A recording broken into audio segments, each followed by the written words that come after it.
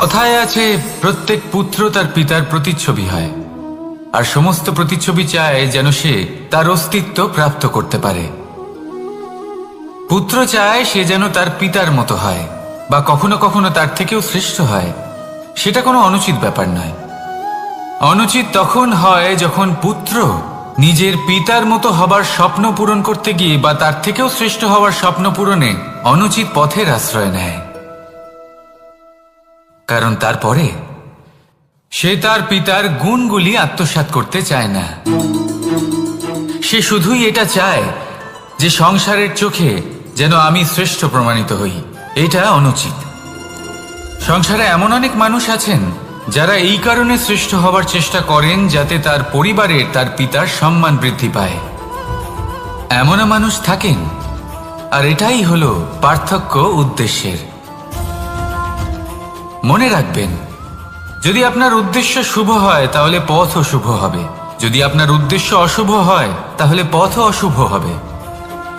তাহলে নিজের পিতার মতো হবার চেষ্টা অবশ্যই করুন, তার থেকেও শ্রেষ্ঠ হওয়ার চেষ্টা অবশ্যই করুন, কিন্তু মনে রাখবেন আপনার সংকল্প আর আপনার উদ্দেশ্য এই দুই শুভ হওয়া উচিত। তাহলে আসুন আর আমার সাথে ভালোবেসে বলুন, রাধা রাধা।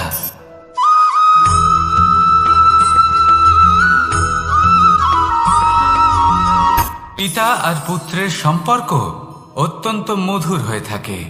পিতা স্বপ্ন দেখেন, তাকে পূর্ণ করার সকল সম্ভাব্য চেষ্টা করেন, কিন্তু তাও অনেক সময় ওনার স্বপ্ন অপূর্ণ থেকে যায়। তখন পিতা ভাবেন যে স্বপ্ন উনি পূর্ণ করতে পারেননি ওনার সন্তান তা অবশ্যই পূরণ করবে।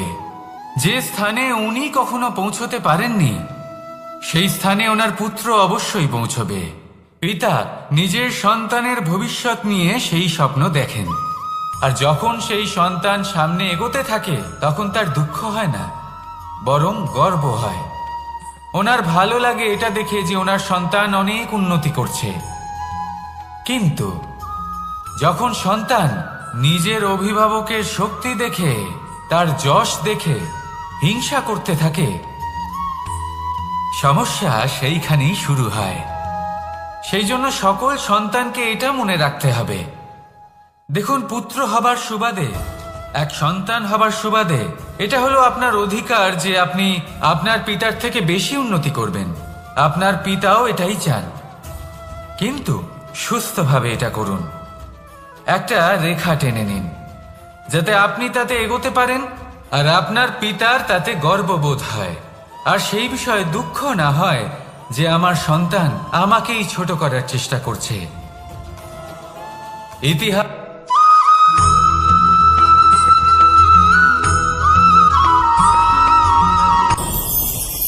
ভয়ের সাথে আমরা সবাই পরিচিত, কষ্টও আমরা সবাই পেয়েছি। কখনো কখনো আমরা অসুস্থ হয়ে পড়ি, আর এমন সময় হলে মাতার মমতা, কখনো বাবার স্নেহ, কখনো বন্ধুদের পাশে থাকার অনুভূতি আমাদের রোগ নিরাময়ে সাহায্য করে।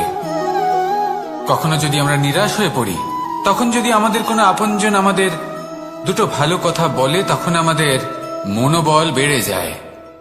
ঠিক তেমন সংসারের এই রঙ্গমঞ্চে যদি আপনি পীড়িত অনুভব করেন, কিছু শুভ কথা আলোচনা করুন, কিছু স্তুতি গান করুন, কিছু মুহূর্তের জন্য হলেও নিজের ইষ্টদেবের কথা স্মরণ করুন আর প্রার্থনা করুন। সাহস বাড়বে, শক্তিও বৃদ্ধি পাবে এবং সামনে এগিয়ে চলার পথও দেখতে পাবেন। তখন এই মন প্রসন্ন হয়ে বলবে, রাধা রাধা।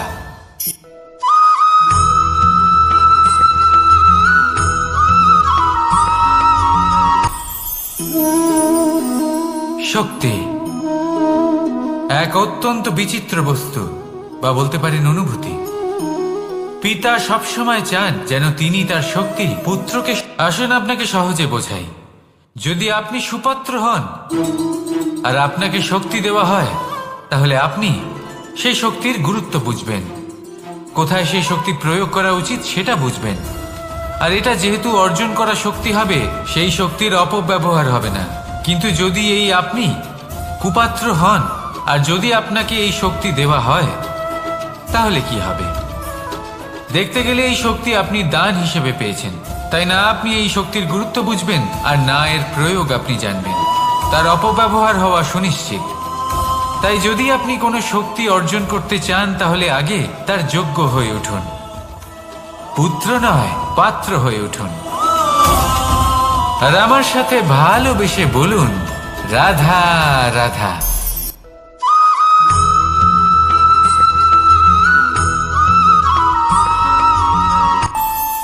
আমাদের মনে যখন কোনো প্রশ্ন ওঠে, কোনো দ্বন্দ্ব জাগে, তখন আমরা যাই আমাদের গুরুর কাছে, আমাদের আরাধ্যের কাছে গিয়ে জিজ্ঞেস করি। এইভাবেই একদিন আমি পৌঁছলাম আমার আরাধ্যের কাছে, আমার মহাদেবের কাছে, আর ওনাকে প্রশ্ন করলাম যে মহাদেব, জীবনে আনন্দ পাওয়ার, উৎসব পালনের, প্রেম ভাগ করে নেবার, জীবনকে উপভোগ করে নেওয়ার সর্বশ্রেষ্ঠ সময় কোনটা? মহাদেব হাসলেন আর উনি বললেন, জীবনে উৎসব পালনের সব থেকে শ্রেষ্ঠ দিন হল মৃত্যুর ঠিক আগের দিনটা। প্রেম ভাগ করে নেওয়ার সব থেকে শ্রেষ্ঠ মুহূর্ত হল মৃত্যুর ঠিক আগের মুহূর্ত। জীবনকে উপভোগ করে নেওয়ার সর্বশ্রেষ্ঠ প্রহর হল মৃত্যুর এক প্রহর পূর্বে। তখন আমি চমকে গেলাম। আমি বললাম, কিন্তু মহাদেব, মৃত্যু তো অনিশ্চিত, আমরা জানিও না কবে আমাদের মৃত্যু হবে। মহাদেব আবার হাসলেন। উনি বললেন যে যদি আমরা এভাবে জীবন কাটাই যে আমরা জীবনের প্রত্যেক দিন, প্রত্যেক মুহূর্ত, প্রত্যেক প্রহর শেষ বলে মনে করি, তাহলে আমাদের সমস্ত জীবন আনন্দের সাথেই অতিবাহিত হবে। কি বলেন?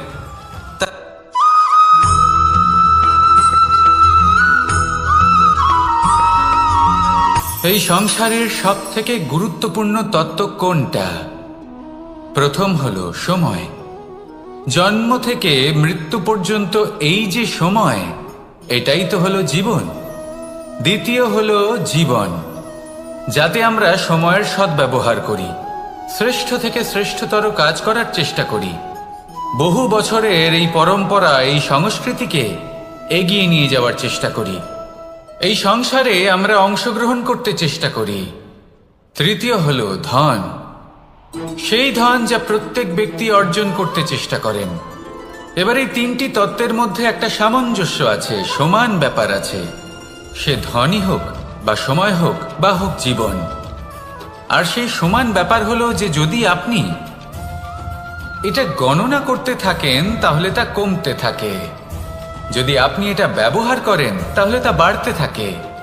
একে সংগঠিত করে রাখতে চেষ্টা করলে এ হাত থেকে ফসকে যায়, কিন্তু যদি আপনি একে সামলে রাখতে শিখে যান তাহলে এমন কাজ করবেন যাতে সংসারের সাথে সাথে পরবর্তী প্রজন্ম লাভবান হবে। যদি কিছু শিখতে চান তাহলে সামলাতে শিখুন, গণনা করা বা সংগঠিত করা নয়। আসুন আর আমার সাথে ভালোবেসে বলুন, রাধা রাধা।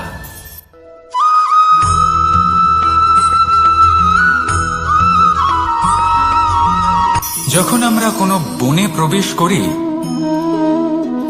তখন এই সবুজ ঘাস দেখে, এই কোমল ঘাস দেখে আমাদের মন প্রফুল্ল হয়ে ওঠে। ভিন্ন ভিন্ন প্রজাতির ফুল, ভিন্ন ভিন্ন রঙের ফুল দেখে এই মন আনন্দে ভরে ওঠে। এখানে শিশুরা আনন্দ লাভ করে, বড়রা ভোজন গ্রহণ করেন, কথাবার্তা বলেন, হাঁটাহাঁটি করে বেড়ান। এবার ভেবে দেখুন, যখন এই উপবনের নির্মাণ হয়েছিল সেই সময় যদি এই মাটিকে সঠিকভাবে খনন না করা হতো, যদি তাতে সঠিকভাবে বীজ রোপণ না করা হতো, যদি কোনো সংঘর্ষ না হতো, পরিশ্রম না করা হতো, যদি চলতে চলতে পায়ে কাঁটা না বিঁধে যেত, তাহলে এই সুন্দর বন দেখে আমরা কি এই আনন্দ লাভ করতে পারতাম? কখনোই নয়। ধরুন কোনো নদীর তটে সুন্দর একটি বন আছে, সেই বনের আনন্দ লাভ করতে গেলে আপনাকে সেই নদী পার করতেই হবে। যদি সুখের নদীর কাছে পৌঁছতে চান তাহলে তটে যে কাঁটা রয়েছে সেগুলোর সাথে সংঘর্ষ করতেই হবে। এই সংসারে যদি আপনি সুখ লাভ করতে চান তাহলে সুখ লাভের এই যাত্রা শুরু করতে হবে সংঘর্ষ দ্বারা। তাহলে সংঘর্ষকে স্বাগত জানান, এর পেছনেই সুখ রয়েছে যা আপনার জন্য অপেক্ষা করছে। এবার হাসুন আর আমার সাথে ভালোবেসে বলুন, রাধা।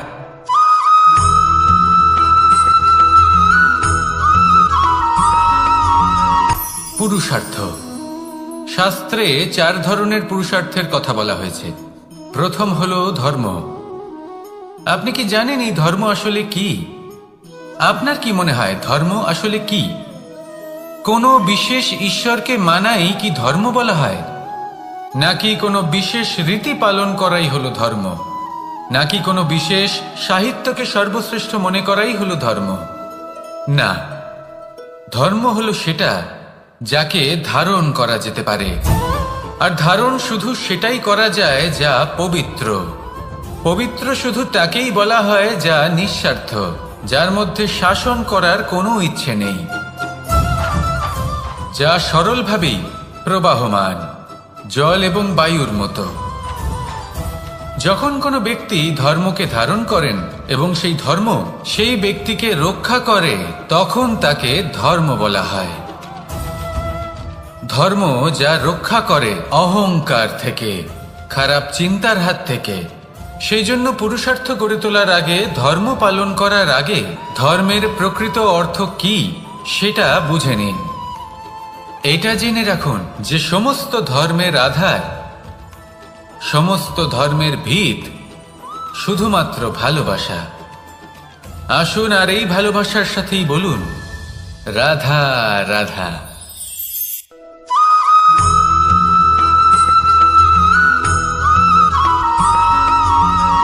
মানুষের মানসিকতা এমন হয় যে সে যতটা করে আশা করে যে তার থেকে অনেক বেশি তার বদলে সে পাবে।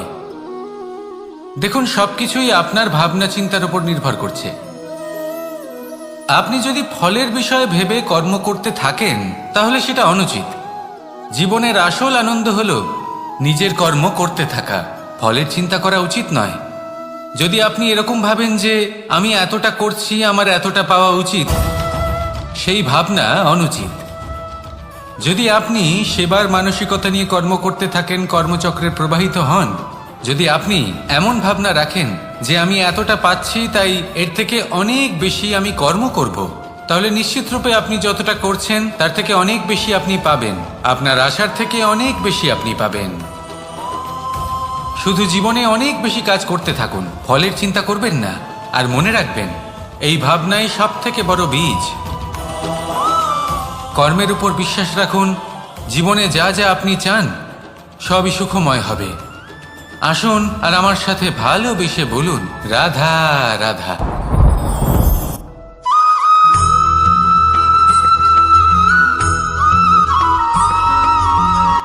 সংসারে আমাদের জীবনে যখন কোনো সুখ বা দুঃখ আসে, তার জন্য আমরা কাউকে না কাউকে অবশ্যই দায়ী করে থাকি, তাই না? এই ব্যক্তি আমাদের সাথে এরকম কাজ করেছেন তাই আমার সাথে এমন হলো।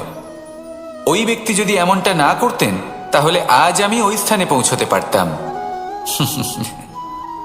সবই আপনার দৃষ্টিভঙ্গির উপর নির্ভরশীল। আর যদি আপনার দৃষ্টিভঙ্গি এমন হয় তাহলে তা অনুচিত। সত্যি কথা বলতে এই সংসারে ভিন্ন ভিন্ন ধরনের মানুষ আছে। এটা আপনার উপর নির্ভর করছে কিভাবে তাদের স্বাগত জানাবেন। একবার ভাবুন, আমি আমার দুটো হাত সামনে নিয়ে এলাম, দুটো মুঠো খুলে দিলাম।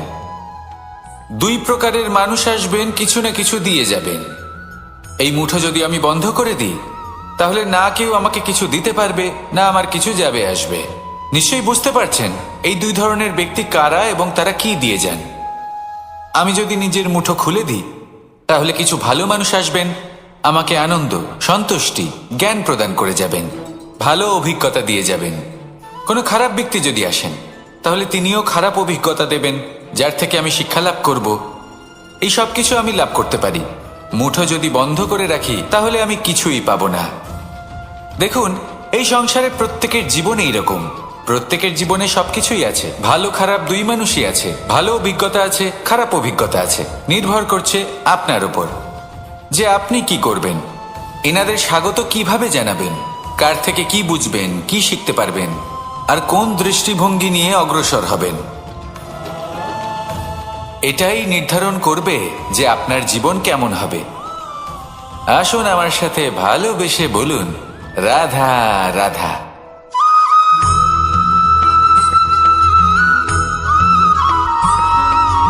ফিরে আসছিলেন এবং তাদের ফেরার পথে হঠাৎ করে কোথাও থেকে একটি বাছুর চলে এলো। এই দুই বোন ভয়ভীত হয়ে গেলেন আর তাদের হাত থেকে সেই আটা পড়ে গেল, মাটিতে মিশে গেল। এবার এই পুরো ঘটনাক্রমে যদি কারোর বিন্দুমাত্র লাভ হয়ে থাকে, বিন্দুমাত্র আনন্দ পেয়ে থাকে, তাহলে সে কে? সেই ছোট বোন, যিনি মাঝে মাঝেই গমের দানা তুলছিলেন এবং খাচ্ছিলেন। কিছুটা হলেও উনি আনন্দ লাভ করেছিলেন। এবার এরকমই হলো আমাদের জীবনে ভক্তি এবং ভালোবাসা সংক্রান্ত বিষয়। মানুষ নিজের জীবনের দৈনিক কাজে এতটাই ব্যস্ত হয়ে পড়েন, প্রত্যেক দিন শুধু কাজ কাজ কাজ কাজ করতে থাকেন, আর তাতে ভক্তি এবং ভালোবাসার জন্য সময় বার করতেই পারেন না। দেখুন, জীবনে ভক্তি আর প্রেমের এই যে ছোট ছোট মুহূর্ত আছে, এগুলো যদি আপনি যাপন করতে পারেন তাহলে তাতেই আপনি তৃপ্তি লাভ করবেন। বাকি সবই আপনার ব্যর্থ বলেই মনে হবে। জীবনে যখনই আপনি কোনো কাজ করবেন, ঈশ্বরের প্রতি সমর্পিত হয়ে সেই কাজ করুন। আর যখনই সময় পাবেন, তাহলে সেই সময় নিজের আপনজনদের দিন, যাদের আপনি ভালোবাসেন, তাদের প্রতি যত্নবান হন, তাদের শুভাকাঙ্ক্ষী হন। এই প্রেম আর ভক্তির ছোট ছোট মুহূর্তগুলো আপনার জীবনকে চরিতার্থ করে তুলবে। আসুন আমার সাথে ভালোবেসে বলুন, রাধা রাধা।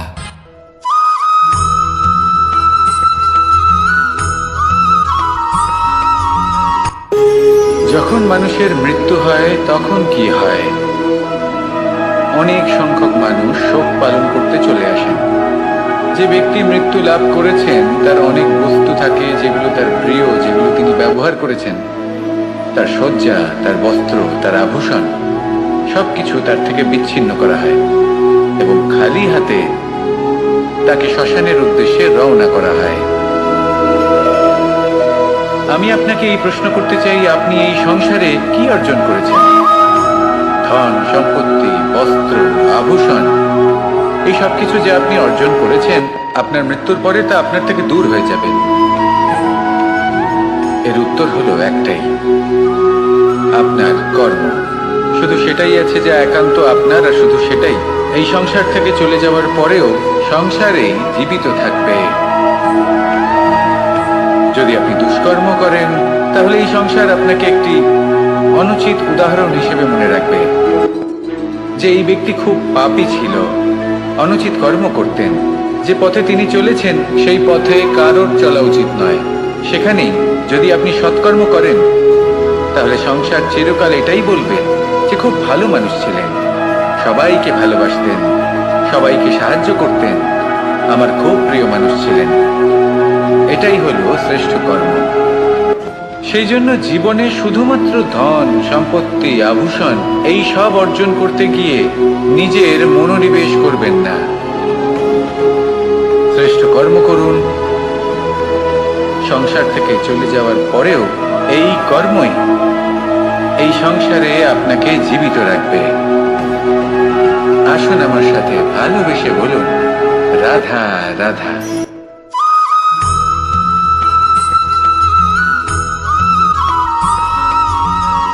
পুরুষার্থ।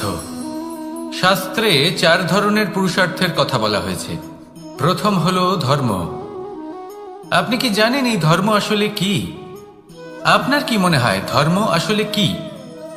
কোনো বিশেষ ঈশ্বরকে মানাই কি ধর্ম বলা হয়? নাকি কোনো বিশেষ রীতি পালন করাই হলো ধর্ম? নাকি কোনো বিশেষ সাহিত্যকে সর্বশ্রেষ্ঠ মনে করাই হলো ধর্ম? না, ধর্ম হলো সেটা যাকে ধারণ করা যেতে পারে। আর ধারণ শুধু সেটাই করা যায় যা পবিত্র। পবিত্র শুধু তাকেই বলা হয় যা নিঃস্বার্থ, যার মধ্যে শাসন করার কোনো ইচ্ছে নেই, যা সরলভাবেই প্রবাহমান, জল এবং বায়ুর মতো। যখন কোনো ব্যক্তি ধর্মকে ধারণ করেন এবং সেই ধর্ম সেই ব্যক্তিকে রক্ষা করে, তখন তাকে ধর্ম বলা হয়। ধর্ম যা রক্ষা করে অহংকার থেকে, খারাপ চিন্তার হাত থেকে।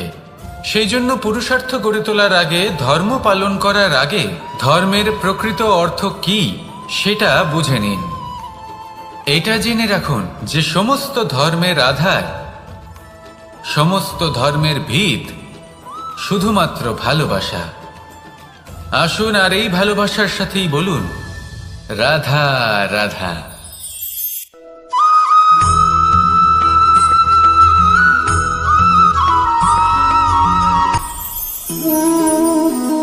শক্তি এক অত্যন্ত বিচিত্র বস্তু, বা বলতে পারেন অনুভূতি। পিতা সবসময় চান যেন তিনি তার শক্তি পুত্রকে। আসুন আপনাকে সহজে বোঝাই। যদি আপনি সুপাত্র হন আর আপনাকে শক্তি দেওয়া হয়, তাহলে আপনি সেই শক্তির গুরুত্ব বুঝবেন, কোথায় সেই শক্তি প্রয়োগ করা উচিত সেটা বুঝবেন। আর এটা যেহেতু অর্জন করা শক্তি হবে, সেই শক্তির অপব্যবহার হবে না। কিন্তু যদি এই আপনি কুপাত্র হন আর যদি আপনাকে এই শক্তি দেওয়া হয়, তাহলে কি হবে? দেখতে গেলে এই শক্তি আপনি দান হিসেবে পেয়েছেন, তাই না আপনি এই শক্তির গুরুত্ব বুঝবেন আর না এর প্রয়োগ আপনি জানবেন। তার অপব্যবহার হওয়া সুনিশ্চিত। তাই যদি আপনি কোনো শক্তি অর্জন করতে চান, তাহলে আগে তার যোগ্য হয়ে উঠুন। পুত্র নয়, পাত্র হয়ে উঠুন। আর আমার সাথে ভালোবেসে বলুন, রাধা রাধা।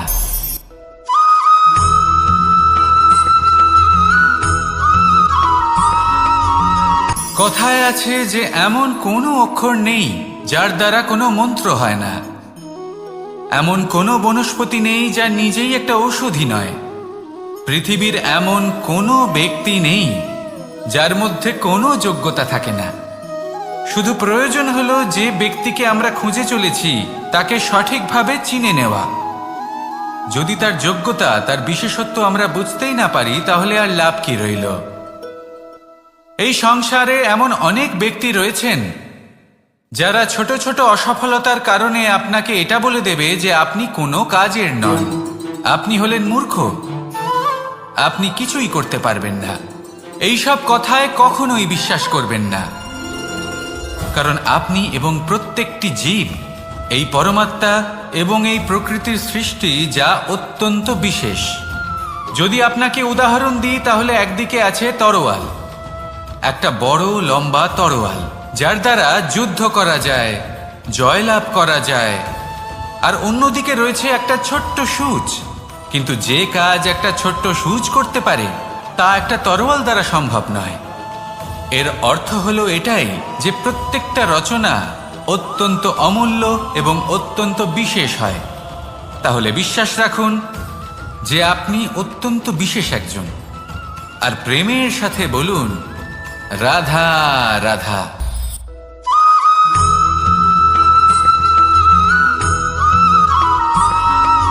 মানুষের একটি সমস্যা আছে যে মানুষ সাফল্যকে মাপতে থাকেন, লক্ষ্যপ্রাপ্তিকে মাপতে থাকেন এবং তার তুলনা করতে থাকেন যে ও এত কিছু পেল আর আমি পেলাম না, ওর কাছে এত কিছু আছে কিন্তু আমার কাছে নেই। এই তুলনা করার জন্য ওনারা দুঃখী হয়ে পড়েন, নিরাশ হয়ে পড়েন। তাই আমি একটা প্রশ্ন করছি যে এটা কি উচিত?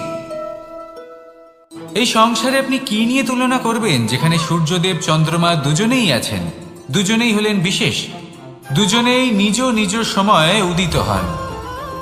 এদের মধ্যে একজন না থাকলে তাহলে আমাদের জীবন কঠিন হয়ে পড়বে। ঠিক সেইভাবেই আপনি যদি একটা বড় রেখা অঙ্কন করেন, তাহলে অন্য রেখাটি ছোট হয়ে পড়ে না, সে তেমনই থাকে যেমনটা সে ছিল। আপনার অস্তিত্ব কখনো ছোট বা বড় হতে পারে না। শুধু তুলনা করার জন্য আপনার এটা মনে হতে পারে। যদি আপনি যুদ্ধ করতে চান, আপনার তলোয়ারের প্রয়োজন পড়বে। যদি বস্ত্র তৈরি করতে চান, এত বড় তলোয়ার দিয়ে কিছুই হবে না, তখন প্রয়োজন পড়বে একটা ছোট্ট সূচের। তাই তুলনা করবেন না, না নিজেকে ছোট মনে করবেন, না অন্য কাউকে। সবার সাথে সহযোগিতা করুন, আর যদি তুলনা করতেই হয় নিজের সাথে করুন, যে কাল আমি কেমন ব্যক্তি ছিলাম, আজ কি তার থেকে শ্রেষ্ঠ হয়ে উঠতে পেরেছি? ভেবে দেখুন ভবিষ্যতে গিয়ে আপনি কতটা শ্রেষ্ঠ ব্যক্তি হতে পারেন। আসুন আমার সাথে ভালোবেসে বলুন, রাধা রাধা।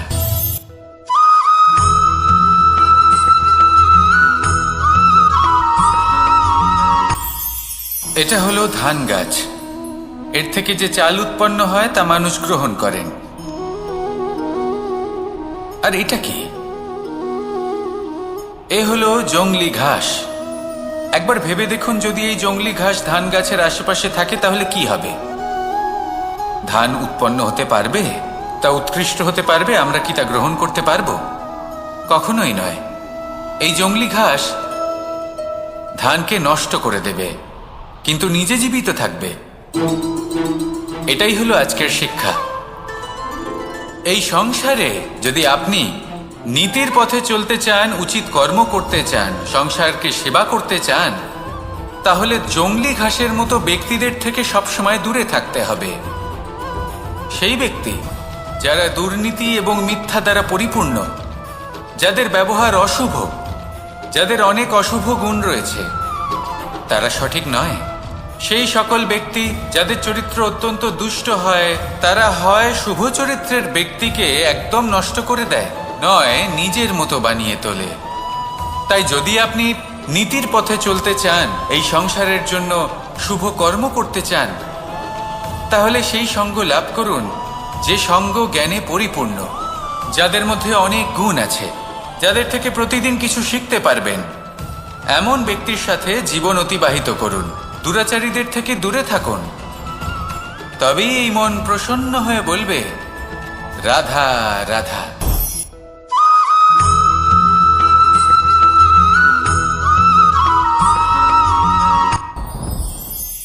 সাথী। সাথী এই শব্দটির ব্যাখ্যা কে কিভাবে করে? মিত্র, সখা, বন্ধু। কিন্তু অর্থ একটাই। তিনি যিনি আপনার সঙ্গী হন, আর তিনি যার সাথী আপনি হন।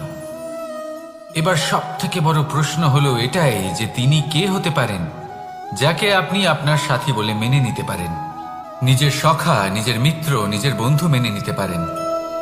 আপনার সাথী হলেন তিনি যিনি দুঃখের সময় আপনার পাশে থাকবেন, আপনার হাত ধরে থাকবেন। আপনার সাথী হলেন তিনি যার হাত আপনি নিজের সুখের দিনে ধরে থাকবেন। সেই সাথীরই হাত ধরুন যিনি দুঃখে সবসময় আপনাকে সাহায্য করার জন্য তৎপর হয়ে থাকেন, আপনার পাশে থাকেন, আর যাকে সুখের দিনে আপনি আপনার সাথে রাখতে পারেন। আর যখন আপনার সাথে আপনার এই সাথী থাকবে, তখন আপনি এটা বুঝবেন যে যখন জীবনে দুঃখ আসে, তখন এই দুঃখ কমে যায়, সবার মধ্যে ভাগ হয়ে যায়। আর যদি তখন সুখ আসে, তাহলে সেটা সবার উপস্থিতিতে আরো বেড়ে যায়। এটাই হলো প্রেম, এটাই হলো ভালোবাসা, এটাই হলো সঙ্গ। যেমন সম্পর্ক আমার আর রাধার মাঝে। তাহলে আসুন আর আমার সাথে ভালোবেসে বলুন, রাধা রাধা।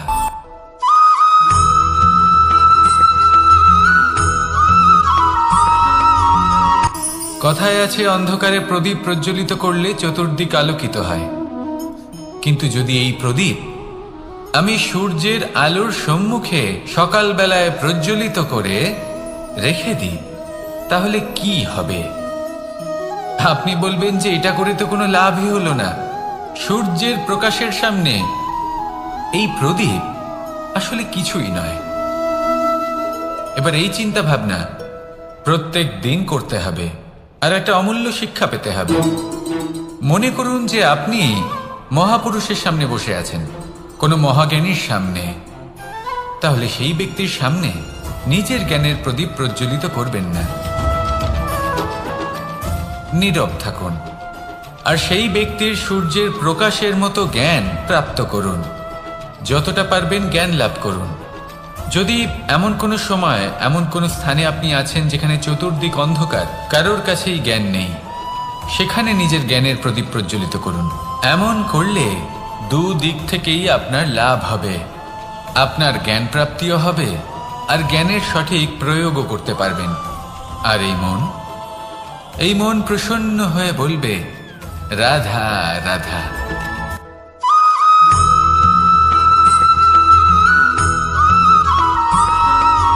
প্রত্যেক মানুষ নিজের জীবনে হীরক তথা হীরে এবং দর্পণ, এই দুই দেখেছেন। এই দুই হলো সাদা, এবং এরা দুজনেই আলোর প্রতিফলন ঘটায়, এবং এরা দুজনেই উজ্জ্বল হয়ে ওঠে। আপনি হয়তো মনে মনে ভাবছেন যে এটা কি ধরনের তুলনা করছি। একটা হিরে তো রত্ন, তার মূল্য দর্পণের থেকে অনেক গুণ বেশি। কিন্তু হিরে থাকাতে দর্পণের মূল্য কিন্তু কোনো অংশে কমে যায় না, তাই না? মানুষ যখন হিরে নিজের হাতে নেয় তখন সবার আগে কি খোঁজে? দর্পণ, যাতে তার মধ্যে দিয়ে দেখে সে বুঝতে পারে যে সেই হিরে আদৌ তার শোভাবর্ধন করছে কিনা, তাকে ভালো দেখাচ্ছে কিনা, প্রসাধনের জন্য সেটা ব্যবহার করা ঠিক হবে কিনা। অর্থাৎ হীরের উপস্থিতিতে দর্পণের গুরুত্ব কম হলো না, দর্পণের কারণে হীরের মূল্য বোঝা গেল। আমাদের জীবনেও ঠিক এরকমই ঘটে। আপনারা যদি সংসারে নিজের আশেপাশে দেখেন, এমন অনেক মানুষ দেখতে পাবেন যারা নিজেদের ক্ষেত্রে মহান স্থানে পৌঁছেছেন, নিপুণ এবং শ্রেষ্ঠ হয়েছেন। আর তাদের মধ্যে আপনার নিজের মনে হয় যেন আপনি হলেন দর্পণ। নিজেকে ছোট মনে করবেন না। আপনার মূল্য কম হচ্ছে না, আপনার নিজস্ব মূল্য আছে। আর যদি আপনার অস্তিত্ব না থাকে তাহলে ওনাদের অস্তিত্বের মূল্য সংসার বুঝতেই পারবে না। জীবনে সবসময় চেষ্টা করবেন যাতে আপনি আরো বেশি শ্রেষ্ঠ হয়ে উঠতে পারেন। আপনি নিজে যে স্থানে আছেন সেটাকে ছোট মনে করবেন না, তারও নিজস্ব একটা মূল্য আছে। যদি আপনি হিরে হয়ে থাকেন তাহলে অহংকার করবেন না, যদি আপনি দর্পণ হয়ে থাকেন তাহলে নিজেকে ছোট মনে করবেন না। আসুন আর আমার সাথে ভালোবেসে বলুন, রাধা রাধা।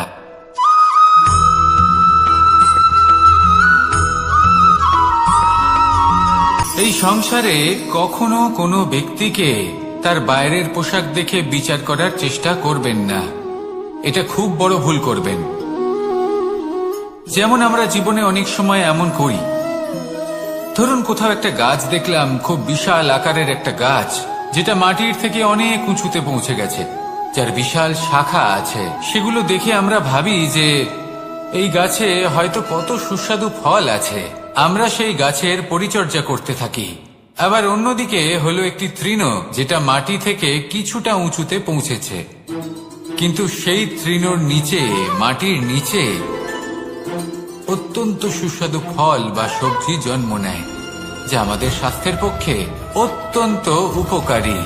সেই জন্য কখনো আবরণ দেখে কাউকে বিচার করতে চেষ্টা করবেন না। তার বদলে এটা বোঝার চেষ্টা করুন যে আপনার সামনে যে ব্যক্তি আছে বা বস্তু আছে তার বিশেষত্ব কি। যদি এই বিশেষত্ব বোঝার ক্ষমতা আপনি অর্জন করেন, যদি এই শিল্প আপনি নিজের ভেতরে জাগ্রত করেন, তাহলে এই সংসারে বিশেষত্ব কি সেটা আপনি জানতে পারবেন। আর এই সমস্ত খেলা দৃষ্টি থেকে নয়, দৃষ্টিভঙ্গি থেকে জন্ম নেয়। দৃষ্টিভঙ্গি সবসময় শুভ রাখুন আর আমার সাথে ভালোবেসে বলুন, রাধা রাধা।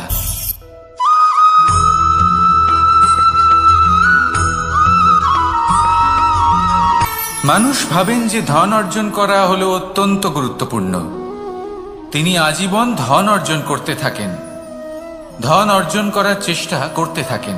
সে যাই হয়ে যাক না কেন, পরিশ্রম করতে থাকেন। স্বাস্থ্যের দিকে নজর দেন না, না উচিত সময় খাবার খান, না উচিত সময় ঘুমোতে যান, না পর্যাপ্ত সময় পর্যন্ত ঘুমন, কিছুই না। ধন অর্জন করতেই থাকেন, করতেই থাকেন।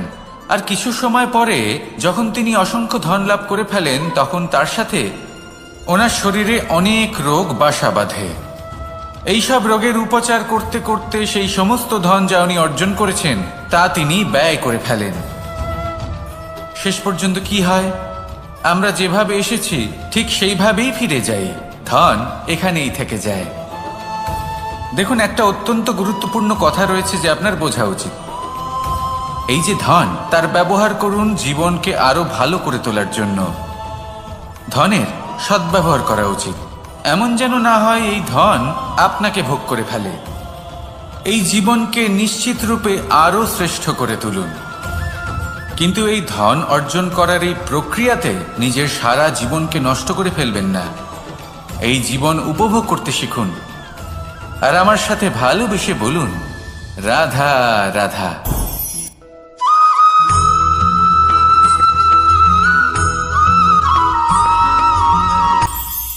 এটা হলো ধান গাছ। এর থেকে যে চাল উৎপন্ন হয় তা মানুষ গ্রহণ করেন। আর এটা কি?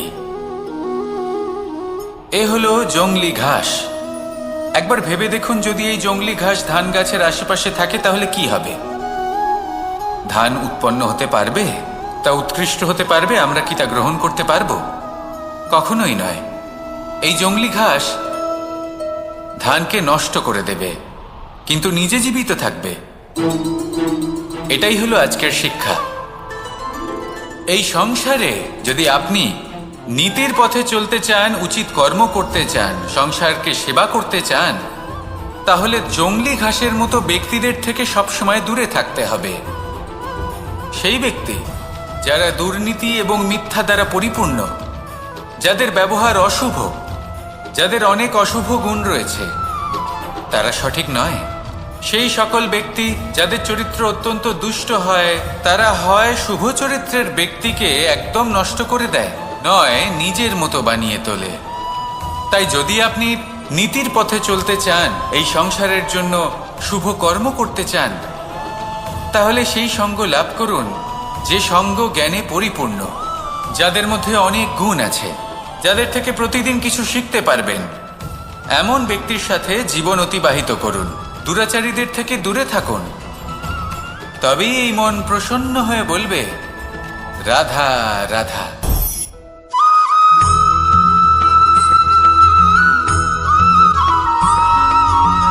এই সংসারে সব থেকে বেশি কোমল বস্তু হলো রেশম।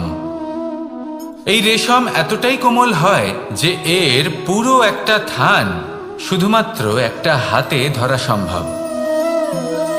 কখনো ভেবে দেখেছেন এই রেশম কিভাবে হয়? একটি কীট তার লালার দ্বারা উৎপন্ন হয়। এই কীট সেই রেশমকে পাক দিতে থাকে, পাক দিতেই থাকে, আর আস্তে আস্তে তার মধ্যেই জড়িয়ে পড়ে। শেষে ওর এই সুন্দর অমূল্য সৃষ্টি রেশমের এই সুতো, তার নির্মাণ কার্য পূর্ণ হয়, কিন্তু তাতেই ও নিজে বন্দী হয়ে যায়। নিজেরই মায়াজালের এই বন্দী গৃহে নিজেই ফেঁসে যায়। এবার এই সুতোকে ব্যবহারযোগ্য করে তোলার জন্য এই কীটগুলিকে এই কবচের সাথেই ফুটন্ত জলে ফেলে দেওয়া হয়। এই সংসারে যদি আমাদের স্বপ্ন এই সংসারের দুঃখ হরণ করার জন্য, এই সংসারে সুখ বিতরণ করার জন্য হয়, তবেই আমাদের প্রগতি সম্ভব। যদি আমাদের এই স্বপ্ন শুধুই আমাদের এবং আমাদের স্বার্থ সিদ্ধির জন্য হয়, তাহলে এই স্বপ্ন আমাদের অন্ধ করে দেবে, আমাদের অন্ধকারের পথে নিয়ে যাবে, আর আমরাও সেই কীটের মতো হয়ে যাব। নিজেদেরই মায়াজালে আমরা নিজেই ফেঁসে যাব, আর শেষে আমরা যদি কিছু লাভ করি তা হবে একাকিত্ব, অন্ধকারময় মৃত্যু। তাই স্বপ্ন অবশ্যই দেখুন, কিন্তু এমনভাবে স্বপ্ন দেখবেন না যে তার এই বন্দিগৃহে আপনি নিজেই ফেঁসে গেলেন। স্বপ্ন দেখুন পরোপকারে।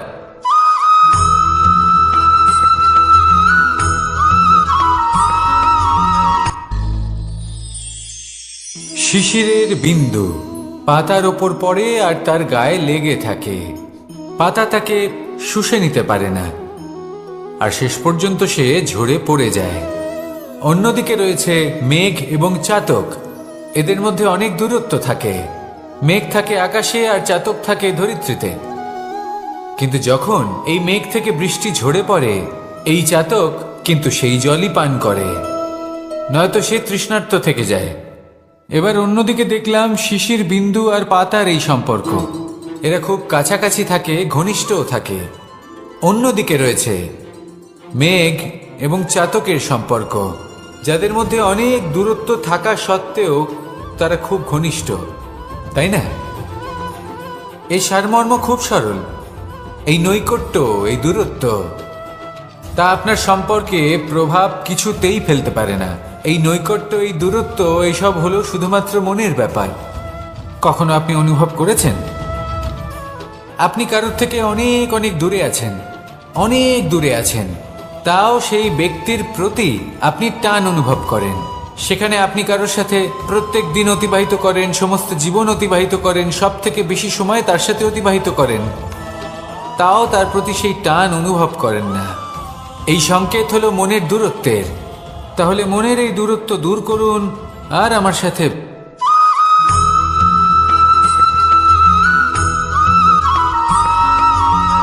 আপনি কখনো কোনো বাজকে নিজের বাসা বানাতে দেখেছেন? এই বাজ যখনই কোনো বাসা বানায় তখন উঁচু গাছের ডালে বা কোনো পর্বতের শিখরে বাসা বানায়, অনেক উচ্চতায়। আর সেখানে তার সন্তানও জন্মগ্রহণ করে। যখন এই সন্তানেরা জন্মায় তখন এই বাজ খুবই ভালোবেসে এবং খুব সাবধানে এদের পালন পোষণ করে। নিজের ঠোঁট দিয়ে তাদের ঠোঁটে খাবার পরিবেশন করে। কিন্তু যেই সেই সন্তানেরা হৃষ্টপুষ্ট হয়ে যায় এবং সেই কথা বাজ নিজে বুঝতে পেরে যায়, সেই বাজ নিজেই সেই বাসা ছিন্ন ভিন্ন করে দেয়। সেই সন্তান যাদের সবেমাত্র ডানা গজিয়েছে, কিভাবে উড়তে হয় তারা জানে না, সেই সন্তানগুলিকে উচ্চতা থেকে ঠেলে দেয়। সেই সন্তান প্রথমে ভয়ভীত হয়ে যায়। তারা সামনে মৃত্যুকে দেখতে পেয়ে ভয়ের কারণে তাদের ডানা ঝাপটাতে থাকে। আর সেই প্রক্রিয়াতেই সেই সন্তানগুলি উড়তে শুরু করে দেয়। এবার এই ঘটনায় আমরা কি শিক্ষা পেতে পারি? এটাই, যদি আপনি মাতা পিতা হন তাহলে নিজের সন্তানকে অবশ্যই স্নেহ করুন, কিন্তু তাদেরকে নিজের আঁচলের তলায় বেঁধে রাখবেন না। যদি আপনি চান আপনার সন্তান জীবনে উন্নতি করুক, তাহলে নিজের মুঠো থেকে তাদের স্বতন্ত্র করে দিন। এই সংসারে সংঘর্ষ করতে দিন। সেই সন্তান নিজেই বুঝতে পারবে যে জন্মের সময় পাওয়া ডানা কি করে ব্যবহার করতে হয়। আর আপনার চোখের সামনে আপনার সন্তান এই আকাশে উড়তে থাকবে। তাহলে আসুন আমার সাথে ভালোবেসে বলুন, রাধা রাধা।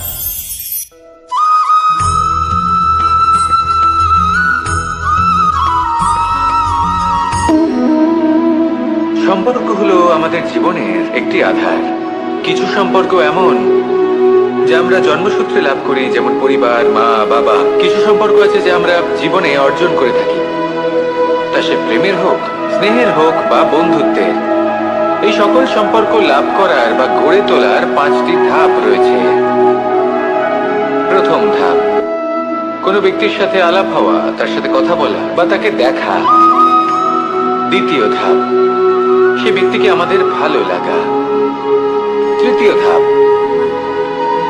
আমাদের এটা চাইতে শুরু করা যে জীবনে এই ব্যক্তি যেন আমাদের বন্ধু হন, আমাদের জীবনে থাকেন, বা আমাদের কাউকে ভালোবেসে ফেলা। আর এটা আমাদের ভাবা বা চাওয়া যে সেই ব্যক্তি যেন আজীবন আমার সাথে থাকেন, আমার জীবনে আমার সাথী হয়ে। চতুর্থ ধাপ, লাভ করা। এবার এই ধাপটি অনেক মানুষের পক্ষেই খুবই সরল হয়, বড়ই সরল ভাবে নিজেদের সঙ্গীকে লাভ করে থাকেন। কিছু মানুষের জন্য এই ধাপ অত্যন্ত কঠিন হয়ে থাকে। অনেক প্রতিকূল পরিস্থিতির উপর জয়লাভ করে তারা সঙ্গীকে লাভ করেন, কিন্তু লাভ অবশ্যই করেন। এরপরে আসে পঞ্চম, অন্তিম এবং সব থেকে গুরুত্বপূর্ণ ধাপ। সেটা হলো সেই সম্পর্ক পালন করা। এটা হলো এমন এক বিষয় যা প্রত্যেক মানুষের শেখা উচিত।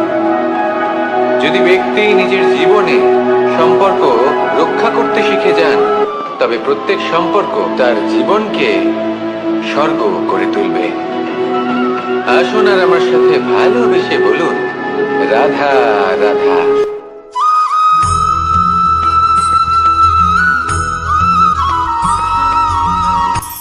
কখনো কোনো বাগানের কোনো বৃক্ষকে দেখেছেন যেখানে সুগন্ধি ফুল থাকে, রসালো ফল থাকে?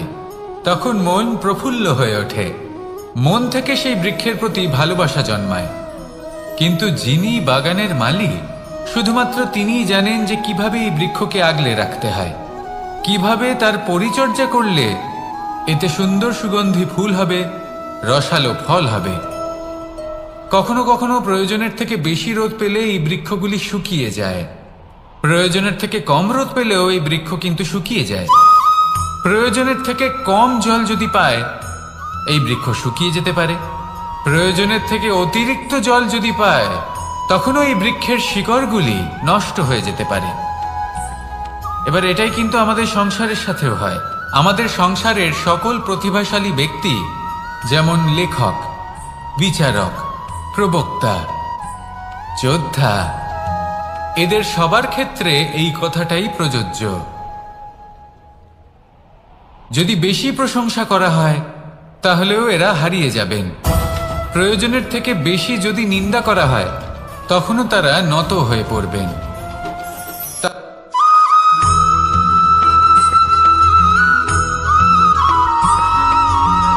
এই দড়িটা দেখুন,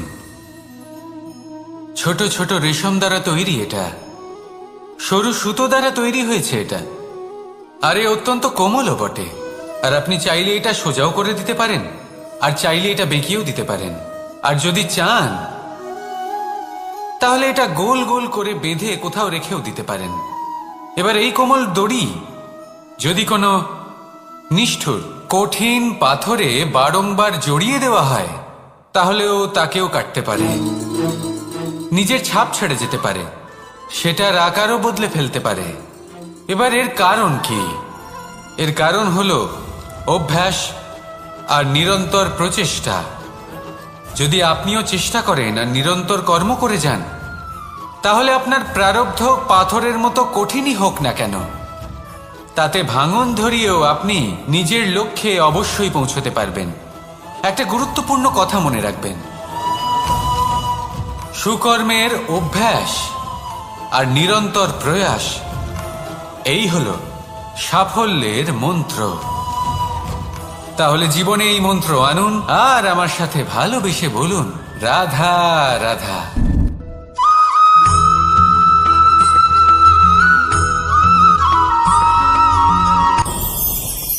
ভয়ের সাথে আমরা সবাই পরিচিত, কষ্টও আমরা সবাই পেয়েছি।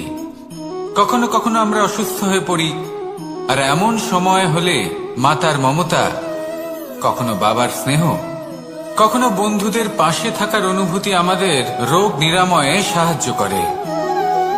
কখনো যদি আমরা নিরাশ হয়ে পড়ি, তখন যদি আমাদের কোনো আপনজন আমাদের দুটো ভালো কথা বলে, তখন আমাদের মনোবল বেড়ে যায়। ঠিক তেমন সংসারের এই রঙ্গমঞ্চে যদি আপনি পীড়িত অনুভব করেন, কিছু শুভ কথা আলোচনা করুন, কিছু স্তুতি গান করুন, কিছু মুহূর্তের জন্য হলেও নিজের ইষ্টদেবের কথা স্মরণ করুন আর প্রার্থনা করুন। সাহস বাড়বে, শক্তিও বৃদ্ধি পাবে এবং সামনে এগিয়ে চলার পথও দেখতে পাবেন। তখন এই মন প্রসন্ন হয়ে বলবে, রাধা রাধা।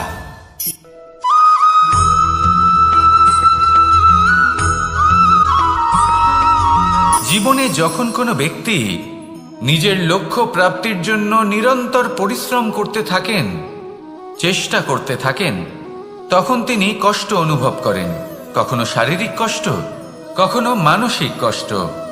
এবার উনি এটা ভাবতে থাকেন যে আমি কি উচিত করছি নাকি অনুচিত করছি, কারণ অন্যদিকে এমন একজন ব্যক্তিও আছেন যিনি একদমই পরিশ্রম চেষ্টা করছেন না। তিনি মদিরা পান করেন, বিলাসিতায় জীবন কাটান, অলস প্রকৃতির হয়ে ওঠেন, নিদ্রাতে বিলীন হয়ে থাকেন আর ভাবেন যে তিনি সুখ লাভ করছেন। কিন্তু এরকম কেন হয়?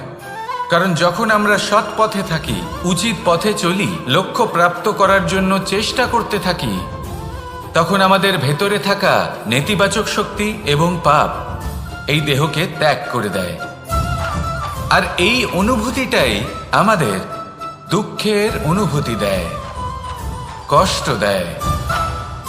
এবার সেখানে যদি আমরা কুপথে চলি, অনুচিত পথে চলতে থাকি, তাহলে আমাদের ভেতরে থাকা পুণ্য এবং ধনাত্মক শক্তি আমাদের দেহ ত্যাগ করে দেয়।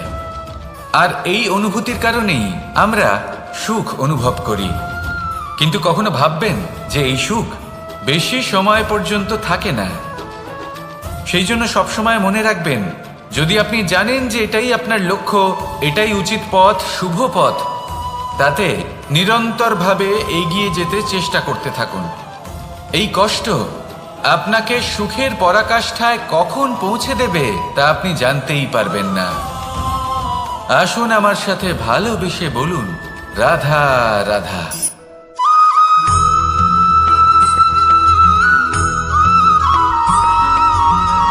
মানুষের মানসিকতা এমন হয় যে সে যতটা করে আশা করে যে তার থেকে অনেক বেশি তার বদলে সে পাবে।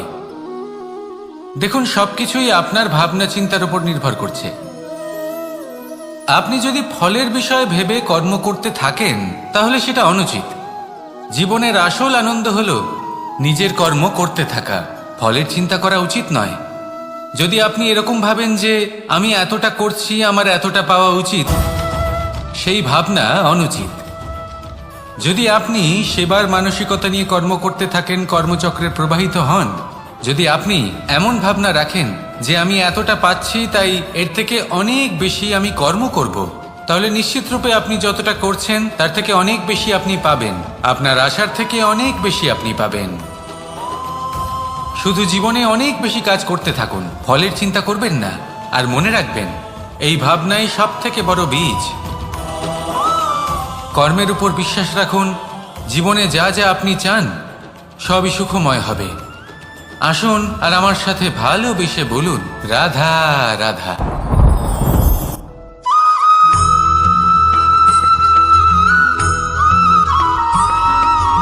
আমাদের শরীর প্রকৃতির সর্বশ্রেষ্ঠ রচনা।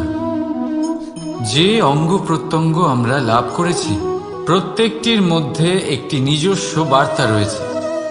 একটু ভেবে দেখুন, দুটি চোখ দিয়েছে দেখার জন্য, দুটি কান দিয়েছে শোনার জন্য, নাসিকাও আছে দুটি, দুটি হাত দিয়েছে দ্বিগুণ পরিশ্রম করার জন্য। কিন্তু জীব শুধুমাত্র একটি, তার উপরেও তীক্ষ্ণ বলিষ্ঠ দাঁত দিয়েছে তার রক্ষার জন্য। কখনো ভেবে দেখেছেন কেন?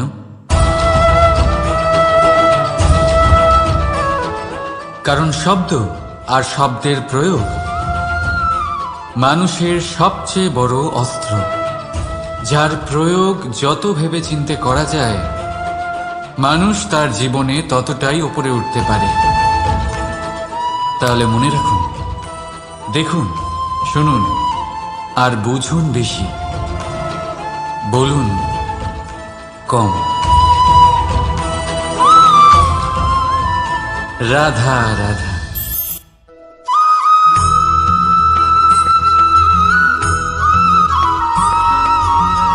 এই সংসারে কোনো বস্তু হোক বা ব্যক্তি হোক, তার একার গুরুত্ব কিন্তু খুব বেশি নয়। একটা উদাহরণ হিসেবে বৃষ্টির ফোঁটাকে ভেবে দেখুন। যদি একটি বৃষ্টির ফোঁটা হয় তাহলে তার খুব বেশি গুরুত্ব থাকে না, কিন্তু যখন সহস্র বৃষ্টির ফোঁটা মেঘের মধ্যে দিয়ে ঝরে পড়ে তখন সেটা বর্ষার রূপ ধারণ করে। সেই বর্ষা যা এই প্রকৃতিকে শান্ত করে। সেইভাবেই পাথরের ছোট টুকরো, তার খুব বেশি গুরুত্ব থাকে না, কিন্তু যখন অসংখ্য পাথরের টুকরো একত্রিত হয় তখন তা পর্বতের আকার ধারণ করে। সেইভাবেই কিছু মানুষ যখন একত্রিত হন তখন তৈরি হয় পরিবার, কিছু পরিবার যখন একত্রিত হয় তখন তৈরি হয় সমাজ, যখন অনেক সংখ্যক সমাজ একত্রিত হয় তখন তৈরি হয় রাজ্য। এবার এই রাজ্যের সব থেকে গুরুত্বপূর্ণ ব্যক্তি হতে পারেন রাজা, কিন্তু তাও সেই রাজা একা কিছু করতে পারেন না। যুদ্ধ লড়ার সময় তারও নিজের সৈন্যদলকে প্রয়োজন পড়ে। কিন্তু এই সংসারে এমন একজন ব্যক্তি আছেন যিনি একাই সব কাজ করতে থাকেন, এবং সেই ব্যক্তি হলেন মা। আমাদের জীবনে একজন পিতার ভূমিকা কিন্তু নিঃসন্দেহে অমূল্য, কিন্তু আমাদের সকলের জীবনে যে ভূমিকা একজন মায়ের তা অন্য কারোর থাকে না। একজন মা একাই সন্তানকে বড় করতে পারেন, সংস্কারী করে তুলতে পারেন, তার জন্য পরিশ্রম করেন। আর এত কিছু কাজ করার পরেও তার কাজের জন্য তিনি প্রশংসা অবশ্য পান না। উল্টে যদি সেই সন্তান অনুচিত পথে চালিত হয়, অনুচিত কর্ম করে, তখন সেই মাকেই অপবাদের পাত্র হয়ে উঠতে হয়। আমাদের জীবনে মায়ের যোগদান কতটা সেটা বুঝুন। আপনাকে বড় করে তোলার জন্য উনি কতটা পরিশ্রম করেছেন সেটা বুঝুন। আজ থেকে, এখন থেকে, এই মুহূর্ত থেকে মাকে সম্মান করতে শিখুন। যখন সময় পাবেন, যখন সুযোগ হবে, তখন তার প্রশংসা করুন, ওনারও ভালো লাগবে। আর মায়ের এই মমতার জন্য, তার এই ভূমিকার জন্য আসুন সবাই মিলে আমরা তাকে প্রণাম করি আর সকলে মিলে ভালোবেসে বলি, রাধা রাধা।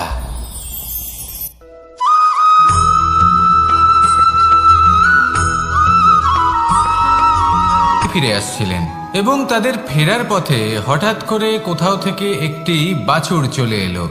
এই দুই বোন ভয়ভীত হয়ে গেলেন আর তাদের হাত থেকে সেই আটা পড়ে গেল, মাটিতে মিশে গেল। এবার এই পুরো ঘটনাক্রমে যদি কারোর বিন্দুমাত্র লাভ হয়ে থাকে, বিন্দুমাত্র আনন্দ পেয়ে থাকে, তাহলে সে কে? সেই ছোট বোন, যিনি মাঝে মাঝেই গমের দানা তুলছিলেন এবং খাচ্ছিলেন। কিছুটা হলেও উনি আনন্দ লাভ করেছিলেন। এবার এরকমই হলো আমাদের জীবনে ভক্তি এবং ভালোবাসা সংক্রান্ত বিষয়। মানুষ নিজের জীবনের দৈনিক কাজে এতটাই ব্যস্ত হয়ে পড়েন, প্রত্যেকদিন শুধু কাজ কাজ কাজ কাজ করতে থাকেন, আর তাতে ভক্তি এবং ভালোবাসার জন্য সময় বার করতেই পারেন না।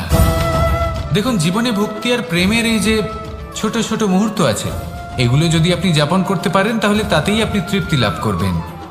বাকি সবই আপনার ব্যর্থ বলেই মনে হবে। জীবনে যখনই আপনি কোনো কাজ করবেন, ঈশ্বরের প্রতি সমর্পিত হয়ে সেই কাজ করুন।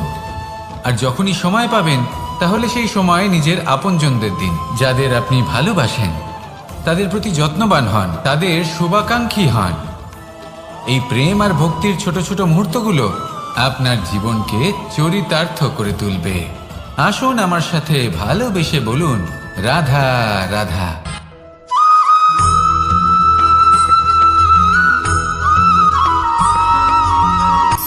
শক্তি শক্তি অর্জন করা এতটা কঠিন নয় যতটা শক্তি লাভ করার পরে সেই শক্তি সামলানো কঠিন হয়।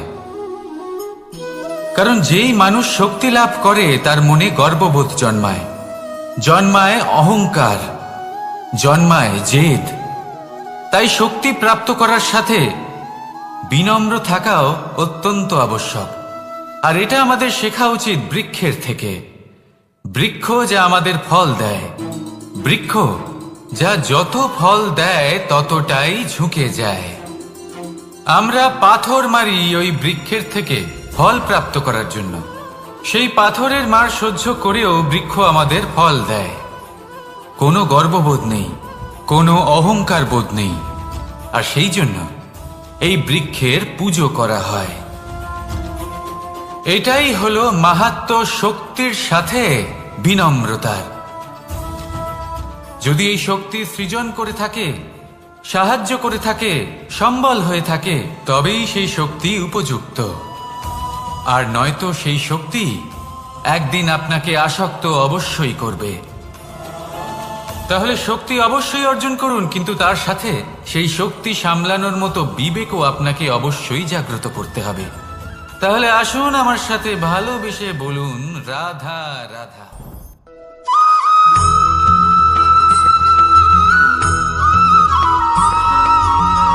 যখন আমরা কোনো বনে প্রবেশ করি, তখন এই সবুজ ঘাস দেখে, এই কোমল ঘাস দেখে আমাদের মন প্রফুল্ল হয়ে ওঠে। ভিন্ন ভিন্ন প্রজাতির ফুল, ভিন্ন ভিন্ন রঙের ফুল দেখে এই মন আনন্দে ভরে ওঠে। এখানে শিশুরা আনন্দ লাভ করে, বড়রা ভোজন গ্রহণ করেন, কথাবার্তা বলেন, হাঁটাহাঁটি করে বেড়ান। এবার ভেবে দেখুন, যখন এই উপবনের নির্মাণ হয়েছিল সেই সময় যদি এই মাটিকে সঠিকভাবে খনন না করা হতো, যদি তাতে সঠিকভাবে বীজ রোপণ না করা হতো, যদি কোনো সংঘর্ষ না হতো, পরিশ্রম না করা হতো, যদি চলতে চলতে পায়ে কাঁটা না বিঁধে যেত, তাহলে এই সুন্দর বন দেখে আমরা কি এই আনন্দ লাভ করতে পারতাম? কখনোই নয়। ধরুন কোনো নদীর তটে সুন্দর একটি বন আছে, সেই বনের আনন্দ লাভ করতে গেলে আপনাকে সেই নদী পার করতেই হবে। যদি সুখের নদীর কাছে পৌঁছতে চান, তাহলে তটে যে কাঁটা রয়েছে সেগুলোর সাথে সংঘর্ষ করতেই হবে। এই সংসারে যদি আপনি সুখ লাভ করতে চান, তাহলে সুখ লাভের এই যাত্রা শুরু করতে হবে সংঘর্ষ দ্বারা। তাহলে সংঘর্ষকে স্বাগত জানান, এর পেছনেই সুখ রয়েছে যা আপনার জন্য অপেক্ষা করছে। এবার হাসুন আর আমার সাথে ভালোবেসে বলুন, রাধা।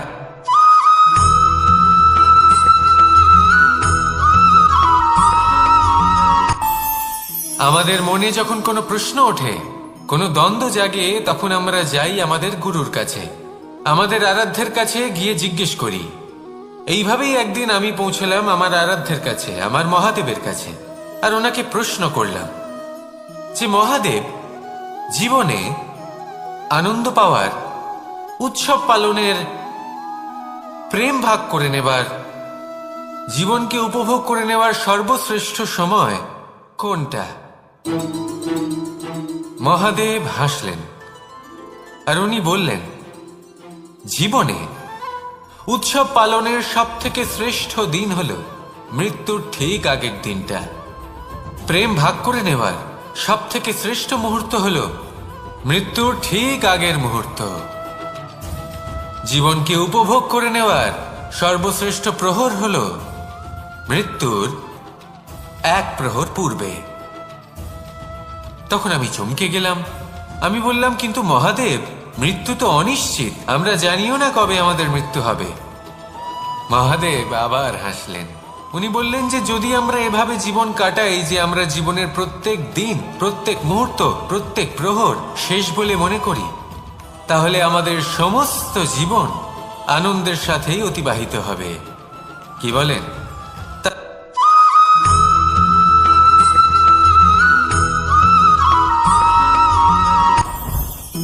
জীবনে কিছু শেখা অত্যন্ত গুরুত্বপূর্ণ। এবার কি কি শিখতে হবে সেই সব শেখানোর জন্য অনেক শিক্ষক রয়েছেন, কিন্তু কি শিখবেন না আর কি করবেন না এটা আমাদের নিজের অভিজ্ঞতা দিয়ে শিখতে হয়। কিন্তু তার মানে এটা নয় যে যদি আপনাকে শিখতে হয় যে আগুনের তাপ কতটা, আপনাকে আগুনের মধ্যে হাত দিতে হবে।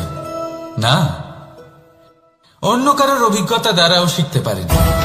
প্রশ্ন শুধুমাত্র একটাই যে আপনি কি শিখতে চান নাকি চান না। যদি আপনি এটাই ভাবেন যে আমি শুধুই নিজের অভিজ্ঞতা দ্বারাই শিখতে চাই, তাহলে জীবনকাল ছোট মনে হবে, অনেক কিছুই শিখতে পারবেন না। তাই নিজের সাথে সাথে বড়দের অভিজ্ঞতা দ্বারাও শেখা শুরু করে দিন। এই সংসারের অভিজ্ঞতা দ্বারা শিখতে শুরু করে দিন। আর এটা নিশ্চিত রূপে শেখা আবশ্যক যে কখন কি করবেন না, কোথায় থামতে হবে আর কোথায় থামবেন না। তাহলে আসুন আর আমার সাথে ভালোবেসে বলুন, রাধা রাধা।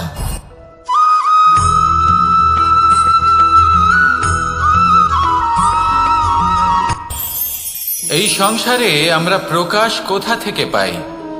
এর উত্তর বড়ই সরল। ভোরে যখন সূর্যোদয় হয় তখন প্রকাশের কিরণ আমাদের ঘরে এসে পৌঁছয়। এইভাবেই আমরা প্রকাশ লাভ করি। এবার এই প্রকাশের আলোতেই আমরা সারাদিনের কাজ সম্পন্ন করি। সন্ধে হয়ে যায়, সূর্যাস্তও হয়ে যায়, আর আমাদের ঘর যাতে অন্ধকার না হয় তার জন্য আমরা একটা প্রদীপ প্রজ্বলিত করি। এটাই ঘটে আমাদের জীবনেও। এবার প্রবাহমান আয়ুর সাথে আমরা আমাদের অন্তরে যদি একটা প্রদীপ প্রজ্বলিত করে নিই, তাহলে বিষয়টাই অন্যরকম হবে। এবার আপনি বলবেন, কোন প্রকাশের কথা বলছি যা আমাদের অন্তরে জাগ্রত করা সম্ভব? আমাদের আত্মার মাঝে প্রেমের প্রকাশ জাগ্রত করার কথা বলছি। কারণ আমাদের এই জীবন এও হলো দিনের আলোর মতো। আজ প্রকাশ আছে, কিন্তু কোনোদিন অবশ্যই অস্ত হবে। কিন্তু অস্ত হবার আগে যদি আমরা আমাদের আত্মার মাঝে প্রেমের এই প্রকাশ উজ্জ্বলিত করে নিই, তাহলে আমাদের সন্ধ্যাকালও আমরা আনন্দে এবং প্রেমে যাপন করব। তাহলে আসুন আর আমার সাথে ভালোবেসে বলুন, রাধা রাধা।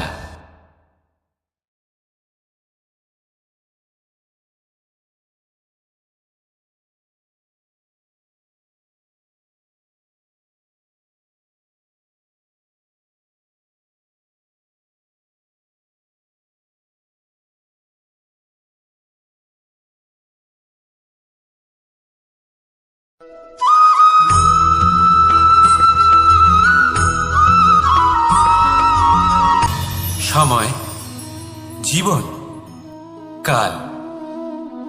দেখতে গেলে এই তিনটি শব্দ একটি শব্দেরই সমার্থক শব্দ মনে হয়, কিন্তু এই শব্দগুলির অর্থ কি সমান? কখনোই নয়। হ্যাঁ, এই সময় চলতে থাকে, জীবন চলতে থাকে, কালচক্র চলতে থাকে। এই সময় কেটে যায়, কিন্তু এই জীবন একে যাপন করতে হয়। কি বলেন? এই জীবনে কিছু করুন বা কিছু না করুন, জীবন এমনি কেটে যাবে, আপনি জানতেও পারবেন না। কিন্তু সেটা আমাদের উদ্দেশ্য নয়, একে যাপন করতে হবে। এই জীবনে প্রেরণা পেতে শিখুন, প্রেরণা দিতে শিখুন, আহ্বান গ্রহণ করতে শিখুন, আহ্বান জানাতে শিখুন, মহান কাজ করতে শিখুন, ধন্যাত্মক বোধ জাগিয়ে তুলুন। জীবন অতিবাহিত করার অর্থ কি তা আপনি শিখে যাবেন। কারণ সময় কেটে যায়, সমস্ত যুগ কেটে যায়, কিন্তু জীবনের রীতি জীবন কাটিয়ে দেওয়া নয়, জীবন যাপন করা। এই জীবন সম্পূর্ণরূপে অনুভব করতে হবে, নতুন পথ বানাতে হবে। এবারে যদি এই জীবন বাঁচার সময় একবার ভেবে দেখুন, যদি মনে প্রেম থাকে, সদ্ভাবনা থাকে, তাহলে কি হবে? এই জীবনকে বাঁচার অনুভূতিটাই অন্যরকম হয়ে যাবে, একটা আনন্দময় অনুভূতি লাভ করবেন। তাহলে এটাই করুন আর আমার সাথে ভালোবেসে বলুন, রাধা রাধা।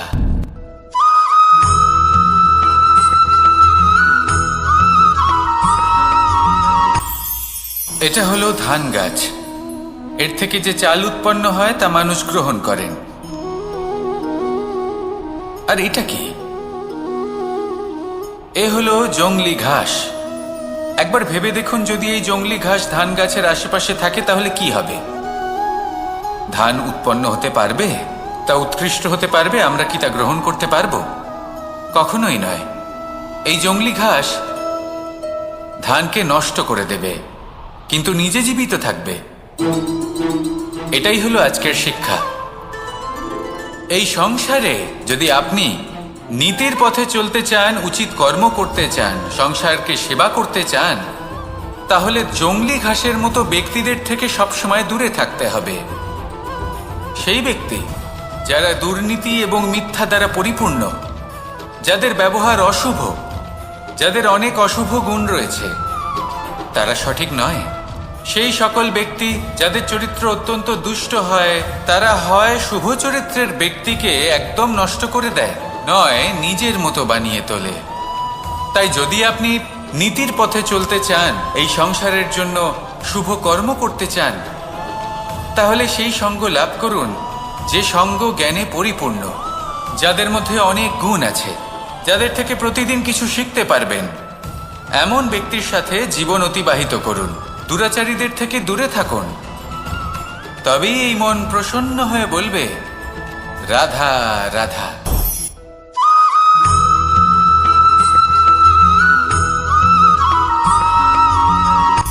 সূচের শেষে একটি ছিদ্র থাকে, যার দ্বারা আমরা এই সুতো পরাতে পারি, আর তারপর সূচের সাহায্যে এই সুতো দিয়ে বস্ত্র সেলাই করা যায়। কিন্তু যদি সুতোটা সোজা করে ধরা না হয়, তাহলে সূচে কখনো এই সুতো পরানোই সম্ভব নয়। যদি এতে কোনো গিঁট পড়ে, তখন তা কখনোই এই ছিদ্র দ্বারা প্রবেশ করা সম্ভব নয়। ঠিক এইভাবেই যদি আপনি কারোর জীবনে প্রবেশ করতে চান, কারোর অন্তরে প্রবেশ করতে চান, তাহলে আপনাকেও সহজ থাকতে হবে। এতে কোনো গিঁট থাকলে চলবে না, অর্থাৎ মনে যাতে কোনো মালিন্য না থাকে, যেন কোনো কুচিন্তা না থাকে। যদি এসব থাকে, তাহলে আপনি কখনো কারোর জীবনে প্রবেশ করতে পারবেন না। আর যদি কোনোভাবে আপনি প্রবেশ করেও যান, তাহলে তার মনে ঘর করতে পারবেন না। নিজেকে এই সুতোর মতন করে তুলুন, সহজ। মনে যেন কোনো কুচিন্তা না থাকে, সবার প্রতি যেন সদ্ভাবনা থাকে, শুভ চিন্তা থাকে। এমনটা করতে থাকুন। এমন একটা দিন আসবে যেদিন এই সমস্ত সংসারের ব্যক্তির মনে আপনি বাস করবেন, আর তখন এই মন প্রসন্ন হয়ে বলবে, রাধা রাধা।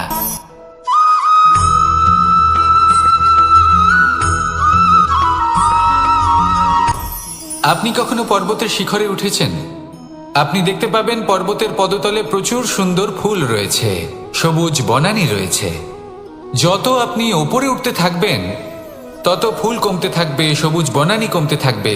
আরো কিছুটা ওপরে উঠলে কাঁটা জাতীয় গাছ দেখতে পাবেন, শুকনো গাছ দেখতে পাবেন। আরো যদি ওপরে ওঠেন তাহলে পাষাণ দেখতে পাবেন। আরো উপরে উঠলে হিমখণ্ড দেখতে পাবেন। এই যে পর্বত, তা মনুষ্য জীবনের সবথেকে উত্তম উদাহরণ। মানুষ যখন সাফল্যের শিখরে পৌঁছতে চান, মহানুভবতার শিখরে পৌঁছতে চান, পথে যত আস্তে আস্তে উপরে উঠতে থাকেন, ততই ভৌতিক বস্তু তার থেকে বিচ্ছিন্ন হতে থাকে। যদি তিনি সেই ভৌতিক বস্তুগুলি ত্যাগ না করতে পারেন, তাহলে কখনোই সেই স্থানে পৌঁছতে পারবেন না। আর মানুষ যদি উচিত ত্যাগ করতে পারেন, পথে অগ্রসর হতে থাকেন, এগোতে থাকেন, তাহলে একদিন না একদিন তিনি মহানুভবতার, জ্ঞানের, সাফল্যের হিমের স্বাদ অবশ্যই লাভ করবেন। মনে রাখবেন, মানব জীবনের ত্যাগ হলো অত্যন্ত গুরুত্বপূর্ণ অংশ। আসুন আমার সাথে ভালোবেসে বলুন, রাধা রাধা।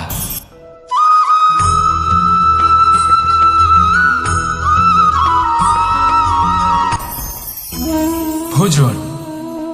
এবার ভোজন সংগ্রহ করার জন্য মানুষ কি না করেন, সব সময় চেষ্টা করতে থাকেন। ফসল উৎপাদনের জন্য অনেক পরিশ্রম করতে থাকেন, কিন্তু অনেক সময় অনেক পরিশ্রম করার পরেও ফসল ভালো উৎপাদন হয় না। এর কারণ কি? কারণ হলো এটাই যে আপনি পরিশ্রম হয়তো অনেক করেছেন, কিন্তু আপনার নজর তো সেই বীজের দিকে ছিলই না যা আপনি রোপণ করেছেন। সেই জন্য সব সময় কোনো বীজ রোপণ করার আগে তাকে পরখ করে দেখুন, তা অত্যন্ত আবশ্যক। আর সেইভাবেই যখনই কোনো কর্মের প্রশ্ন আসে, তাহলে সেখানে শুধুমাত্র পরিশ্রম যথেষ্ট নয়।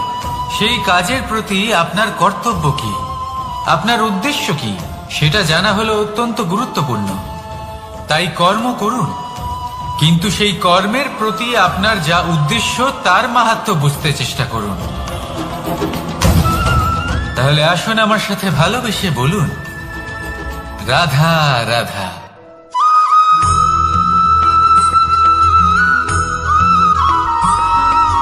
বসন্ত ঋতু, এই সময় মন আনন্দে ভরে থাকে। এমন মনে হয় যেন আমরা আকাশে বিচরণ করতে চলে যাই, কিন্তু সেটা তো সম্ভব নয়। সেই জন্য হয়তো আমরা ঘুড়ি ওড়াই, এই ঘুড়িকে নিজেদের প্রতিরূপ মনে করে। এবার অনেক মানুষ আছেন যারা ঘুড়ি ওড়ান, কিন্তু এই কর্মের সারমর্ম কি সেটা কজন বুঝতে পারেন? আপনি এটা মনে করুন যে আপনি হলেন সেই ঘুড়ি, আর এই সুতো যিনি ধরে রয়েছেন তিনি হলেন পরমাত্মা।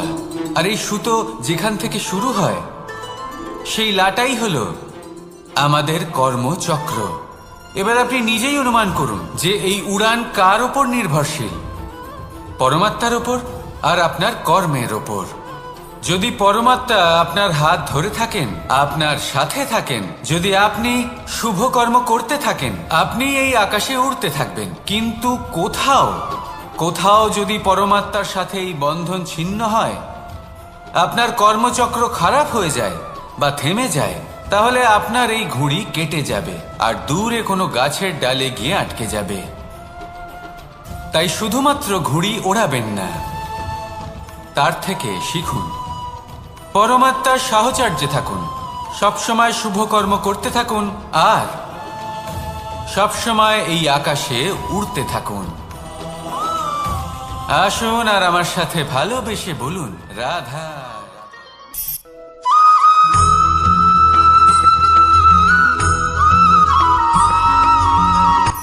এই সংসারে সাফল্য লাভ করার জন্য জ্ঞানের প্রয়োজন হয়, পরিশ্রমের প্রয়োজন হয়, দৃঢ় নিষ্ঠার প্রয়োজন হয়, নিরন্তর চেষ্টা করা প্রয়োজনীয়। কিন্তু আরো কিছু আছে যা অত্যন্ত প্রয়োজনীয় এবং গুরুত্বপূর্ণ। তা হলো ভালো বন্ধু। তাদের থাকা অত্যন্ত প্রয়োজনীয়। যদি ভালো বন্ধু থাকে, তাহলে সময় এলে তারা ঢাল হয়ে আপনাকে সুরক্ষা করবেন। সময় এলে অস্ত্রের মতো শত্রুকে সংহারও করবেন। যদি তিনি জ্ঞানী হন, তাদের মধ্যে সদ্গুণ থাকে, তাহলে এই সব গুণ আপনার মধ্যেও প্রবেশ করবে। তাহলে সাফল্যের জন্য ভালো বন্ধু পাওয়া অত্যন্ত প্রয়োজনীয়। কিন্তু শুধু বন্ধু কেন, ভালো শত্রুও থাকা প্রয়োজনীয়। এবার আপনি ভাববেন, এ আমি কি বললাম? যদি আপনার জীবনেও ভালো অর্থাৎ শক্তিশালী শত্রু থাকে, তাহলে আপনিও শক্তিশালী হতে থাকবেন। এই শত্রু আপনাকে প্রেরিত করবে আরো বেশি শক্তিশালী হয়ে ওঠার। কখনো কোনো হরিণকে দেখুন, তীব্র গতিতে দৌড়তে থাকে। কেন তীব্র গতিতে দৌড়য়? এই কারণে নয় যে কোথাও তার জন্য মধুর ঘাস অপেক্ষা করে রয়েছে, না, সে এই কারণে তীব্র গতিতে দৌড়য় কারণ সেটা না করলে তার পেছনে একটি সিংহ আছে যে ওকে নিজের ভোজন করে ফেলবে। তাই জীবনে বিপদ, সংকট এই সব কিছুও হলো অত্যন্ত গুরুত্বপূর্ণ। তার সম্মুখীন হতে শিখুন আর আমার সাথে ভালোবেসে বলুন, রাধা রাধা।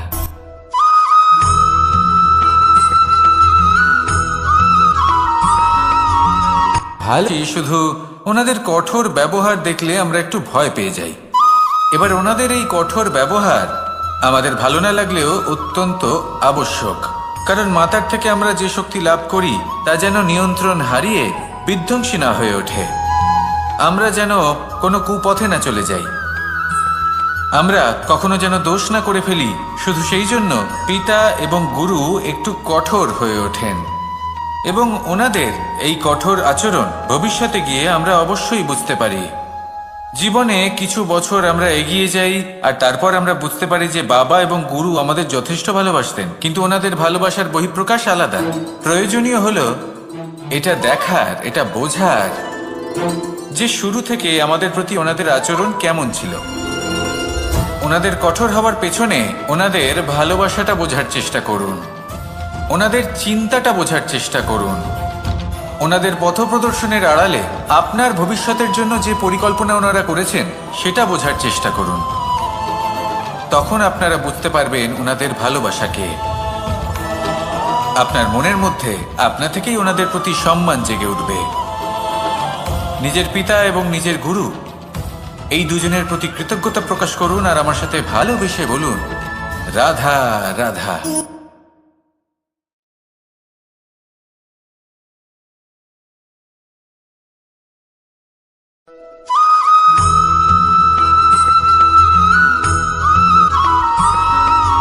কথায় আছে, প্রত্যেক পুত্র তার পিতার প্রতিচ্ছবি হয়, আর সমস্ত প্রতিচ্ছবি চায় যেন সে তার অস্তিত্ব প্রাপ্ত করতে পারে। পুত্র চায় সে যেন তার পিতার মতো হয়, বা কখনো কখনো তার থেকেও শ্রেষ্ঠ হয়। সেটা কোনো অনুচিত ব্যাপার নয়। অনুচিত তখন হয় যখন পুত্র নিজের পিতার মতো হবার স্বপ্ন পূরণ করতে গিয়ে বা তার থেকেও শ্রেষ্ঠ হওয়ার স্বপ্ন পূরণে অনুচিত পথের আশ্রয় নেয়, কারণ তারপরে সে তার পিতার গুণগুলি আত্মসাৎ করতে চায় না।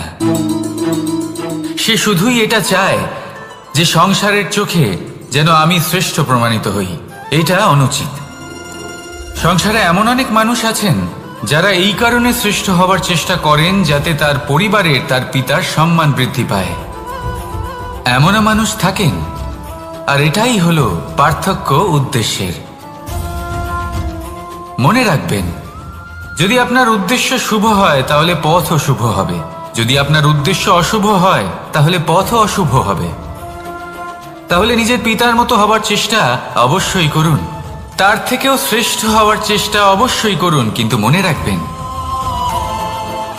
আপনার সংকল্প আর আপনার উদ্দেশ্য এই দুই শুভ হওয়া উচিত। তাহলে আসুন আর আমার সাথে ভালোবেসে বলুন, রাধা রাধা।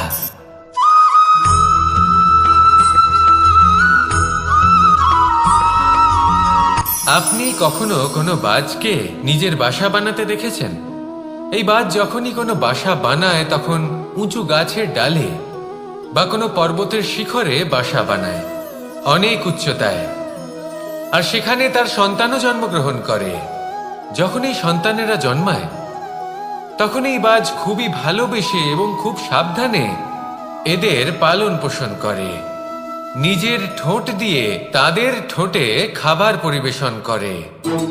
কিন্তু যেই সেই সন্তানেরা হৃষ্টপুষ্ট হয়ে যায় এবং সেই কথা বাজ নিজে বুঝতে পেরে যায়, সেই বাজ নিজেই সেই বাসা ছিন্ন ভিন্ন করে দেয়। সেই সন্তান যাদের সবেমাত্র ডানা গজিয়েছে কিভাবে উঠতে হয় তারা জানে না, সেই সন্তানগুলিকে উচ্চতা থেকে ঠেলে দেয়।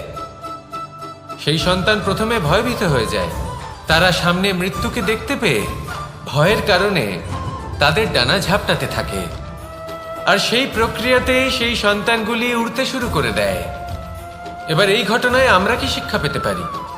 এটাই, যদি আপনি মাতা পিতা হন তাহলে নিজের সন্তানকে অবশ্যই স্নেহ করুন, কিন্তু তাদেরকে নিজের আঁচলের তলায় বেঁধে রাখবেন না।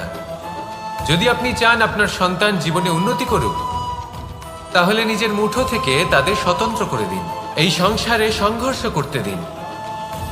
সেই সন্তান নিজেই বুঝতে পারবে যে জন্মের সময় পাওয়া ডানা কি করে ব্যবহার করতে হয়। আর আপনার চোখের সামনে আপনার সন্তান এই আকাশে উড়তে থাকবে। তাহলে আসুন আমার সাথে ভালোবেসে বলুন, রাধা রাধা।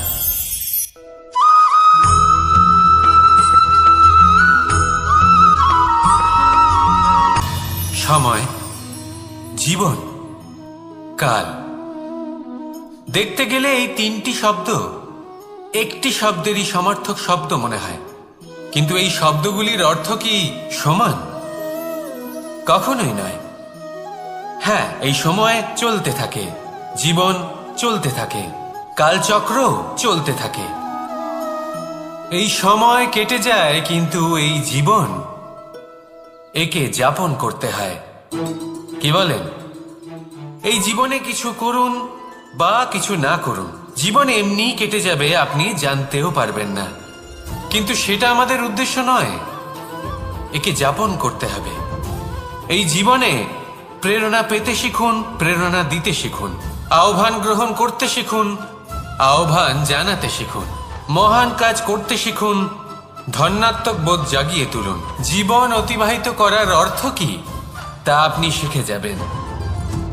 কারণ সময় কেটে যায়, সমস্ত যুগ কেটে যায়, কিন্তু জীবনের রীতি জীবন কাটিয়ে দেওয়া নয়, জীবন যাপন করা। এই জীবন সম্পূর্ণরূপে অনুভব করতে হবে, নতুন পথ বানাতে হবে। এবারে যদি এই জীবন বাঁচার সময় একবার ভেবে দেখুন, যদি মনে প্রেম থাকে, সদ্ভাবনা থাকে, তাহলে কি হবে? এই জীবনকে বাঁচার অনুভূতিটাই অন্যরকম হয়ে যাবে, একটা আনন্দময় অনুভূতি লাভ করবেন। তাহলে এটাই করুন, আর আমার সাথে ভালোবেসে বলুন, রাধা রাধা।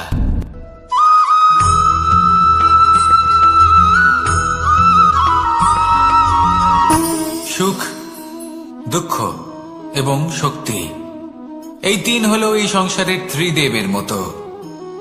আমাদের জীবনে যা কিছু ঘটছে এই তিনটির ভিত্তির উপরেই হচ্ছে। আসলে এই সংসারের একটা নিয়ম আছে, যখনই আপনি কিছু লাভ করেন এই সংসার আপনার পরীক্ষা নেয়। এটা জানার জন্য আপনার পরীক্ষা নেয় যে আপনি যা কিছুই লাভ করেছেন আপনি কি আদৌ সেটার যোগ্য কিনা। ঠিক সেইভাবেই এই সুখ, দুঃখ এবং শক্তি আপনার পরীক্ষা নিয়ে থাকে। যখন সুখ আসে তখন সে আপনার পরীক্ষা নেয় যে আপনার মধ্যে অহংবোধ জাগ্রত হয়নি তো। যদি অহংবোধ চলে আসে তাহলে সুখ সেখানেই সঙ্গ ত্যাগ করে। দুঃখ আপনার ধৈর্যের পরীক্ষা নিতে থাকে, আর যদি আপনার মধ্যে ধৈর্য না থাকে তাহলে এটা আপনাকে আরো বেশি দুঃখের গভীর অন্ধকারে ঠেলে দেবে। সেখানে শক্তি পরীক্ষা নেয় আপনার বিনম্রতার।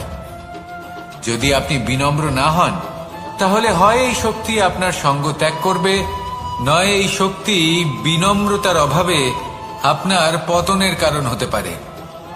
এই সংসারে যে কোনো ব্যক্তি যিনি এই পরীক্ষায় উত্তীর্ণ হয়ে থাকেন এই জীবনে তিনি সাফল্য লাভ করেন।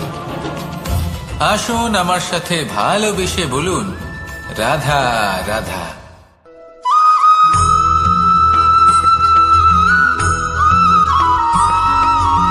কখনো কখনো আমরা ভাবি যে কোনো ব্যক্তি যিনি ধর্মের পথে চলেছেন, যদি তার দ্বারা কোনো ভুল হয়ে থাকে তাহলে নিয়তি তাকে সেই মুহূর্তেই কঠোর শাস্তি দেন।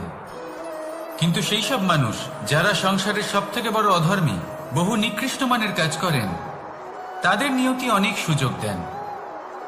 তাদের নিয়তি এরকম কঠোর প্রহার করেন না। এই ভাবনা কখনো না কখনো মনে আসেই। ভেবে দেখুন কেন। আসলে জীবনকে বেশিরভাগ মানুষ একভাবেই দেখে থাকেন, বিভিন্ন স্তরে একে দেখা উচিত।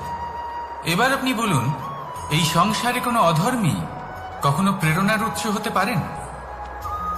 কখনোই নয়। যে মানুষ নিজের আত্মাকে মলিন করে ফেলেছেন, তিনি এই সংসারকে কিভাবে প্রেরণা যোগাবেন? উনি নিজেই বুঝতে পারেন না কোনটা করা উচিত, ধর্ম কোনটা। তাই নিয়তি তাকে একটা সুযোগ দেন, এটা বোঝার সুযোগ দেন যে কোনটা উচিত, কোনটা ধর্ম। সুযোগ দেন নিজের বিবেক জাগিয়ে তোলার, তাকে সুযোগ দেন নিজের অন্তরাত্মার ডাক শোনার। যখন তাতেও কাজ হয় না, তখন নিয়তির কাছে একটাই পথ বাকি থাকে, আর তা হল মহাবিনাশ। মহাবিনাশ হয়তো দেরিতেই আসতে পারে, কিন্তু তা অবশ্যই আসবে। আর যখন মহাবিনাশ আসে, তখন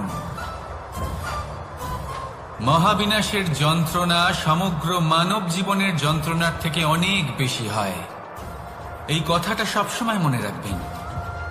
আর অন্যদিকে যে মানুষ ধর্মের পথে চলছেন, তার দ্বারা যদি কোনো ভুল হয়ে থাকে, তখন নিয়তি তার পরীক্ষা নেন। কিছুক্ষণের জন্য মানুষের মনে হতে পারে নিয়তি তাকে কঠোর শাস্তি দিয়েছেন।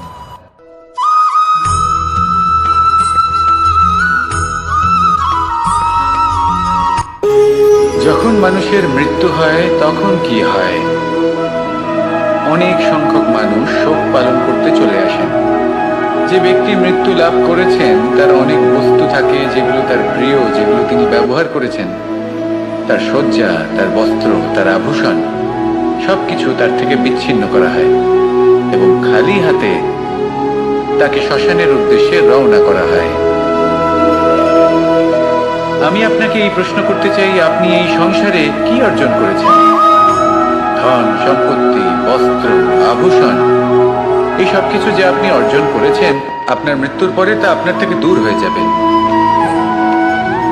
এর উত্তর হলো একটাই, আপনার কর্ম।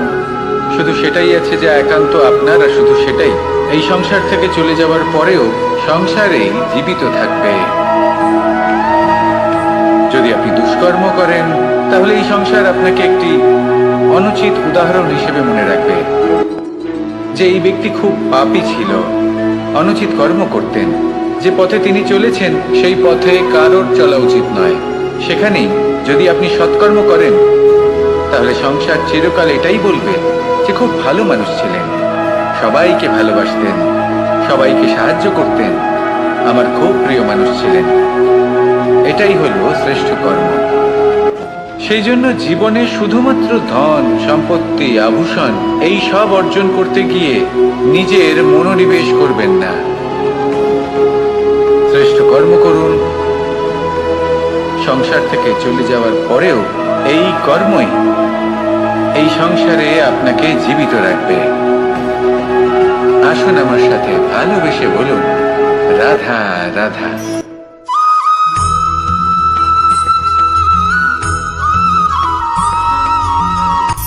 সূচের শেষে একটি ছিদ্র থাকে, যার দ্বারা আমরা এই সুতো পরাতে পারি।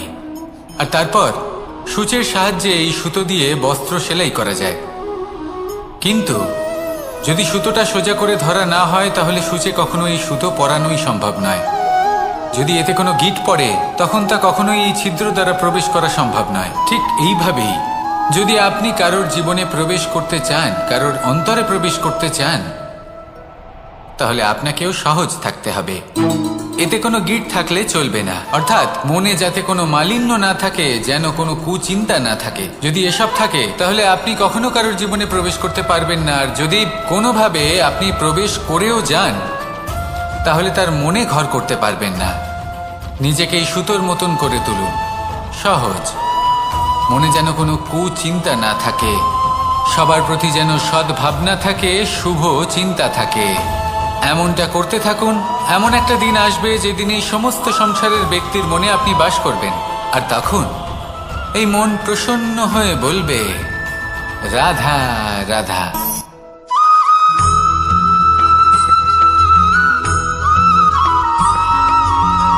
পিতা আর পুত্রের সম্পর্ক অত্যন্ত মধুর হয়ে থাকে। পিতা স্বপ্ন দেখেন, তাকে পূর্ণ করার সকল সম্ভাব্য চেষ্টা করেন, কিন্তু তাও অনেক সময় ওনার স্বপ্ন অপূর্ণ থেকে যায়। তখন পিতা ভাবেন যে স্বপ্ন উনি পূর্ণ করতে পারেননি, ওনার সন্তান তা অবশ্যই পূরণ করবে। যে স্থানে উনি কখনো পৌঁছতে পারেননি, সেই স্থানে ওনার পুত্র অবশ্যই পৌঁছবে। পিতা নিজের সন্তানের ভবিষ্যৎ নিয়ে সেই স্বপ্ন দেখেন, আর যখন সেই সন্তান সামনে এগোতে থাকে তখন তার দুঃখ হয় না, বরং গর্ব হয়। ওনার ভালো লাগে এটা দেখে যে ওনার সন্তান অনেক উন্নতি করছে। কিন্তু যখন সন্তান নিজের অভিভাবকের শক্তি দেখে, তার যশ দেখে হিংসা করতে থাকে, সমস্যা সেইখানেই শুরু হয়। সেই জন্য সকল সন্তানকে এটা মনে রাখতে হবে, দেখুন, পুত্র হবার সুবাদে, এক সন্তান হবার সুবাদে এটা হলো আপনার অধিকার যে আপনি আপনার পিতার থেকে বেশি উন্নতি করবেন। আপনার পিতাও এটাই চান, কিন্তু সুস্থভাবে এটা করুন। একটা রেখা টেনে নিন যাতে আপনি তাতে এগোতে পারেন আর আপনার পিতার তাতে গর্ববোধ হয়, আর সেই বিষয়ে দুঃখ না হয় যে আমার সন্তান আমাকেই ছোট করার চেষ্টা করছে। ইতিহাস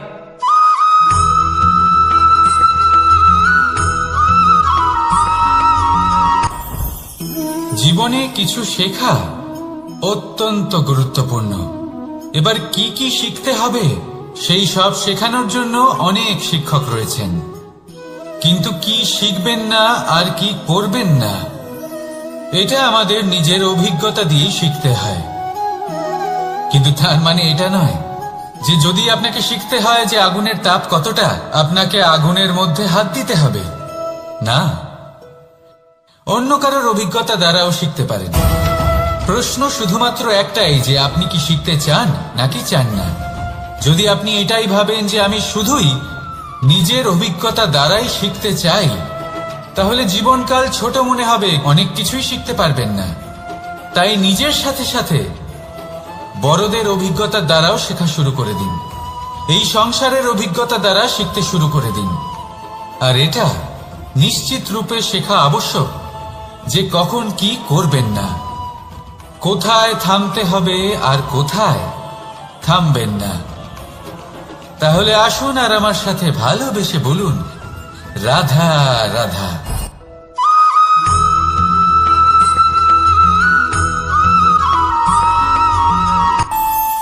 আমাদের মনে যখন কোনো প্রশ্ন ওঠে, কোনো দ্বন্দ্ব জাগে, তখন আমরা যাই আমাদের গুরুর কাছে, আমাদের আরাধ্যের কাছে গিয়ে জিজ্ঞেস করি।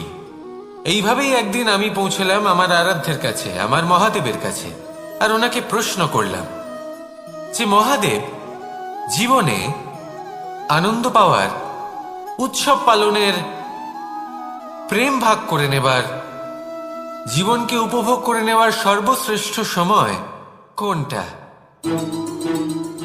মহাদেব হাসলেন আর উনি বললেন, জীবনে উৎসব পালনের সব থেকে শ্রেষ্ঠ দিন হল মৃত্যুর ঠিক আগের দিনটা।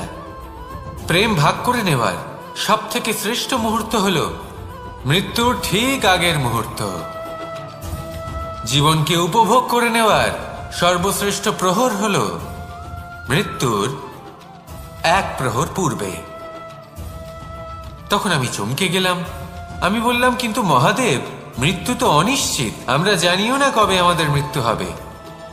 মহাদেব আবার হাসলেন। উনি বললেন যে যদি আমরা এভাবে জীবন কাটাই যে আমরা জীবনের প্রত্যেক দিন, প্রত্যেক মুহূর্ত, প্রত্যেক প্রহর শেষ বলে মনে করি, তাহলে আমাদের সমস্ত জীবন আনন্দের সাথেই অতিবাহিত হবে। কি বলেন?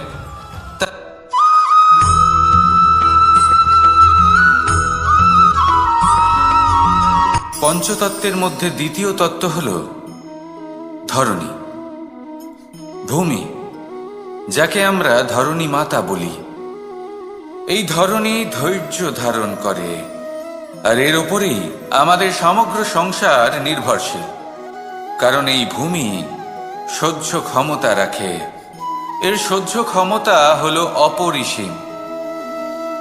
সন্তান যতই আঘাত প্রদান করুক না কেন প্রেম পূর্বক সহ্য করে আর তার বদলে অমূল্য রত্ন প্রদান করে। সন্তান যদি হাল চালায় তাহলে তার বদলে তাকে অন্ন প্রদান করে। এটাই হলো ধরনী। এবার এর থেকে আমরা কি শিক্ষা পেতে পারি? এটাই যে কারোর জন্য কিছু করা বা কাউকে কিছু দেওয়া মনে কোনো কামনা ছাড়াই। আর এই কথাটা বুঝে যান, যদি কারোর জন্য কামনা না রেখে বা কোনো পাওয়ার আশা না রেখে কারোর জন্য কিছু করেন বা কারোকে কিছু দেন, যদি এটা আপনি শিখতে পারেন তবে আপনি ভালোবাসতে শিখে গেছেন। আর সেই জন্যই এই ধরিত্রীকে মাতা বলা হয়। কারণ মাতা শুধু উনি নন যিনি গর্ভে সন্তানকে ধারণ করেন, মাতা তো উনিও যিনি জীবন বাঁচতে শেখান, যিনি জীবন বাঁচার উদাহরণ প্রদান করেন। তাহলে ধরনীর থেকে এই নিঃস্বার্থ ভাব শিখুন, নিঃস্বার্থ ভালোবাসা শিখুন, আর এই ভালোবাসার সাথেই বলুন রাধা রাধা।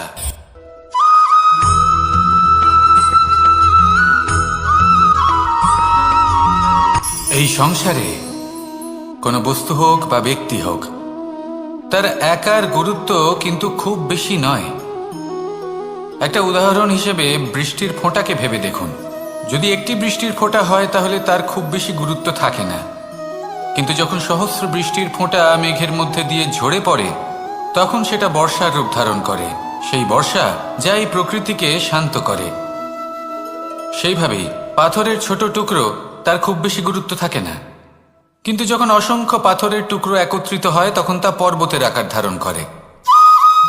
সেইভাবেই কিছু মানুষ যখন একত্রিত হন তখন তৈরি হয় পরিবার, কিছু পরিবার যখন একত্রিত হয় তখন তৈরি হয় সমাজ, যখন অনেক সংখ্যক সমাজ একত্রিত হয় তখন তৈরি হয় রাজ্য।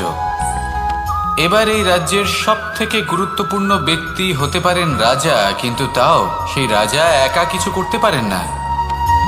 যুদ্ধ লড়ার সময় তারও নিজের সৈন্যদলকে প্রয়োজন পড়ে। কিন্তু এই সংসারে এমন একজন ব্যক্তি আছেন যিনি একাই সব কাজ করতে থাকেন, এবং সেই ব্যক্তি হলেন মা। আমাদের জীবনে একজন পিতার ভূমিকা কিন্তু নিঃসন্দেহে অমূল্য, কিন্তু আমাদের সকলের জীবনে যে ভূমিকা একজন মায়ের তা অন্য কারোর থাকে না। একজন মা একাই সন্তানকে বড় করতে পারেন, সংস্কারী করে তুলতে পারেন, তার জন্য পরিশ্রম করেন। আর এত কিছু কাজ করার পরেও তার কাজের জন্য তিনি প্রশংসা অবশ্য পান না। উল্টে যদি সেই সন্তান অনুচিত পথে চালিত হয়, অনুচিত কর্ম করে, তখন সেই মাকেই অপবাদের পাত্র হয়ে উঠতে হয়। আমাদের জীবনে মায়ের যোগদান কতটা সেটা বুঝুন। আপনাকে বড় করে তোলার জন্য উনি কতটা পরিশ্রম করেছেন সেটা বুঝুন। আজ থেকে, এখন থেকে, এই মুহূর্ত থেকে মাকে সম্মান করতে শিখুন। যখন সময় পাবেন, যখন সুযোগ হবে, তখন তার প্রশংসা করুন, ওনারও ভালো লাগবে। আর মায়ের এই মমতার জন্য, তার এই ভূমিকার জন্য আসুন সবাই মিলে আমরা তাকে প্রণাম করি, আর সকলে মিলে ভালোবেসে বলি রাধা রাধা।